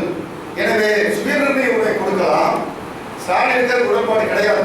இருந்தாலும் லெனினுக்கு சுயநிர்ணய உரிமையை உக்ரைன் போன்ற நாடுகளுக்கு, ஜார்ஜியா, அல்பானியா போன்ற, எஸ்டோனியா போன்ற இந்த நாடுகள் எல்லாம் சுய நிர்ணய தேசிய இனத்தினுடைய பிரிவுகள். உக்ரைன் என்பது ஒரு தேசிய இனம். அதே போல அல்பானியா என்பது ஒரு, எஸ்டோனியா ஒரு தேசிய இனம். இப்படி தேசிய இனங்களுடைய அந்த அமைப்பு அங்கே ஏற்படுத்தப்பட்ட போது லெனின் உறுதியாக நம்பினார். அவர் பாட்டாளி வர்க்க ஆட்சியை நாம் ஏற்படுத்தியிருக்கிறோம். இந்த ஆட்சியுடைய சிறப்பே இந்த தேசிய இனங்கள் பிரிந்து போகக்கூடிய உரிமை கொடுத்தாலும் கூட பிரிந்து போகாது, அவர்கள் தொடர்ந்து நம்மோட இருக்கும் என்ற அடிப்படையிலே லெனின் உறுதியாக நம்பினார். ஆட்சிக்கு வந்த பிறகு ரஷ்யாவுடைய நிலைப்பாடு என்பது வேறாக மாறி போனது. உக்ரைனில் இருக்கக்கூடிய அந்த தேசிய இன மக்கள் வதைக்கப்பட்டது, சிதைக்கப்பட்டது. உக்ரைன் இன உணர்வு, தேசிய உணர்வு கொல்லப்பட்டது. அதே போல அர்பஜான் போன்றவற்றிலே நடத்தப்பட்ட பல்வேறு விதமான கொடூர தாக்குதல்கள் என்பது வரலாறுகள் இன்றைக்கு நிறுத்திக் கொண்டிருக்கிறது. ஆனால் இவர்கள் சொல்லப்போனால் ரஷ்யாவோ அல்லது சீனா எடுத்துக்கொண்டால் இவர்கள் மார்க்சிய கருத்துக்களுடைய அடிப்படையில் தங்களுடைய நாடை கட்டமைத்தால் கூட இந்த தேச இனத்தினுடைய அடிப்படையை அவர்கள் விடவில்லை. 1903-5 ஆண்டுகளிலே நடைபெற்ற அந்த போரின் போது, ரஷ்யாவில் நடந்த உள்நாட்டின் போது போரின் போது, ஒட்டாமான் பேரரசோடு நடைபெற்ற போரின் போது லெனின் ஒரு தேசிய இன சிந்தனையை அங்கே மறைமுகமாக தூண்டினார். தந்தையர் நாட்டை தோற்கடிப்போம் என்ற அந்த கருத்தை முன்வைத்தார். அவர் சொல்லியிருக்க வேண்டிய தேவை கிடையாது. தந்தையர் நாட்டை தோற்கடிப்போம் என்ற கருத்தை 1903 ஆண்டில் லெனின் வைத்த போது ஒரு தேசிய இனம் அந்த இன கருத்தை அவர் முன்வைத்தார். அதே போல 1915-16 முதலாம் உலக போர் முடிந்த போது தந்தையர் நாட்டை தோற்கடிப்போம் என்று லெனின் கூறியதன் காரணம் தன்னுடைய போராட்டம் என்பது வர்க்க போராட்டமாக மட்டும் இருந்தால் நாம் வெற்றி அடைய முடியாது. இந்த வர்க்க போராட்டத்தினுடைய ஊடாக ஒரு தேசிய நாம் திணிக்க வேண்டும் என்ற அடிப்படையை முன்வைத்து லெனின் கூறிய கருத்துக்களாகத்தான் நாம் இவற்றை பார்க்க வேண்டும். அதே போல இன்றைக்கு சீனாவை எடுத்துக்கொள்ள இன்றைக்கு சொல்லலாம், மாணவர்கள் வர்க்க போராட்டத்தின் விளைவாக விவசாயிகள் பாட்டாளர்களுக்கு வெற்றி பெற்றதாக சொல்கிறார்கள். ஜப்பான் மிகப்பெரிய அளவில் போராடிய போது அதற்கு முன்பு மாசேதுங் எடுத்த அந்த நடவடிக்கைகள் வெற்றி பெறாமல் தோல்வி சந்தித்த போது 1927 ஜப்பான் சீனாவை தாக்கிய போது அந்த சீனாவை எதிர்த்து சீன தேசிய உணர்வை தூண்டியதனுடைய அடிப்படையில் மாசேதுங் அங்கே தன்னுடைய கட்டமைப்பை ஏற்படுத்தினார் என்பதை இன்றைக்கு வரலாறு நிரூபித்துக் கொண்டிருக்கின்றன. இவற்றையெல்லாம் மறந்துவிட்டு டிட்டோ என்ன சொன்னார்? இல்ல அல்ல, நான் இங்கு பல்வேறு தேசிய இனக்குழுக்கள் இருந்தாலும் கூட என்னால் உறுதியாக இங்கே ஒரு யூகேஸ்ல ஒரு பொதுவுடைமை சமுதாயத்தை கட்டமைக்க முடியும், இந்த எல்லா தேசியர்களும் ஏற்படுத்த முடியும் என்ற ஒரு கற்பனையை அவர் ஏற்படுத்தினார். அந்த கற்பனை இன்றைக்கு இந்த திராவிட கருத்தியல் கற்பனையோடு இருக்கிறது. இல்லாத ஒன்றை இருப்பது போல தொடரும். அன்றைக்கு இரண்டாம் உலகப் போரின் போது அங்கே யூகேஸ்லே அவர்கள் இணைந்தது பல்வேறு காரணங்களுக்காக. அன்றைக்கு அவர்கள் இணைந்தார்கள் ஒன்றாக. அப்படி இணைந்ததை தவறுதலாக புரிந்து கொண்டு அன்றைக்கு யூகேஸ்லேவிய டிட்டோ ஒரு மிகப்பெரிய ஒரு ஆட்சி அமைத்தார், ஒரு பொதுவுடைமை ஆட்சி அமைத்தார். அந்த ஆட்சி அவர் அமைத்தவுடன் அந்த பொதுவுடைமை ஆட்சி என்பது தேசியத்துக்கு எதிராக, தேசிய இனச்சிந்தனைக்கு எதிராக இது இருக்கும் என்று கூட நம்பினார். ஆனால் அது பொய்த்து போய்விட்டது. இன்றைக்கு மிகப்பெரிய அளவிலே அந்த நாடு சிதறப்பட்டிருப்பதை இன்றைக்கு நீங்கள் எல்லாம் பார்த்து கொண்டிருக்கிறீர்கள். அதே போலதான்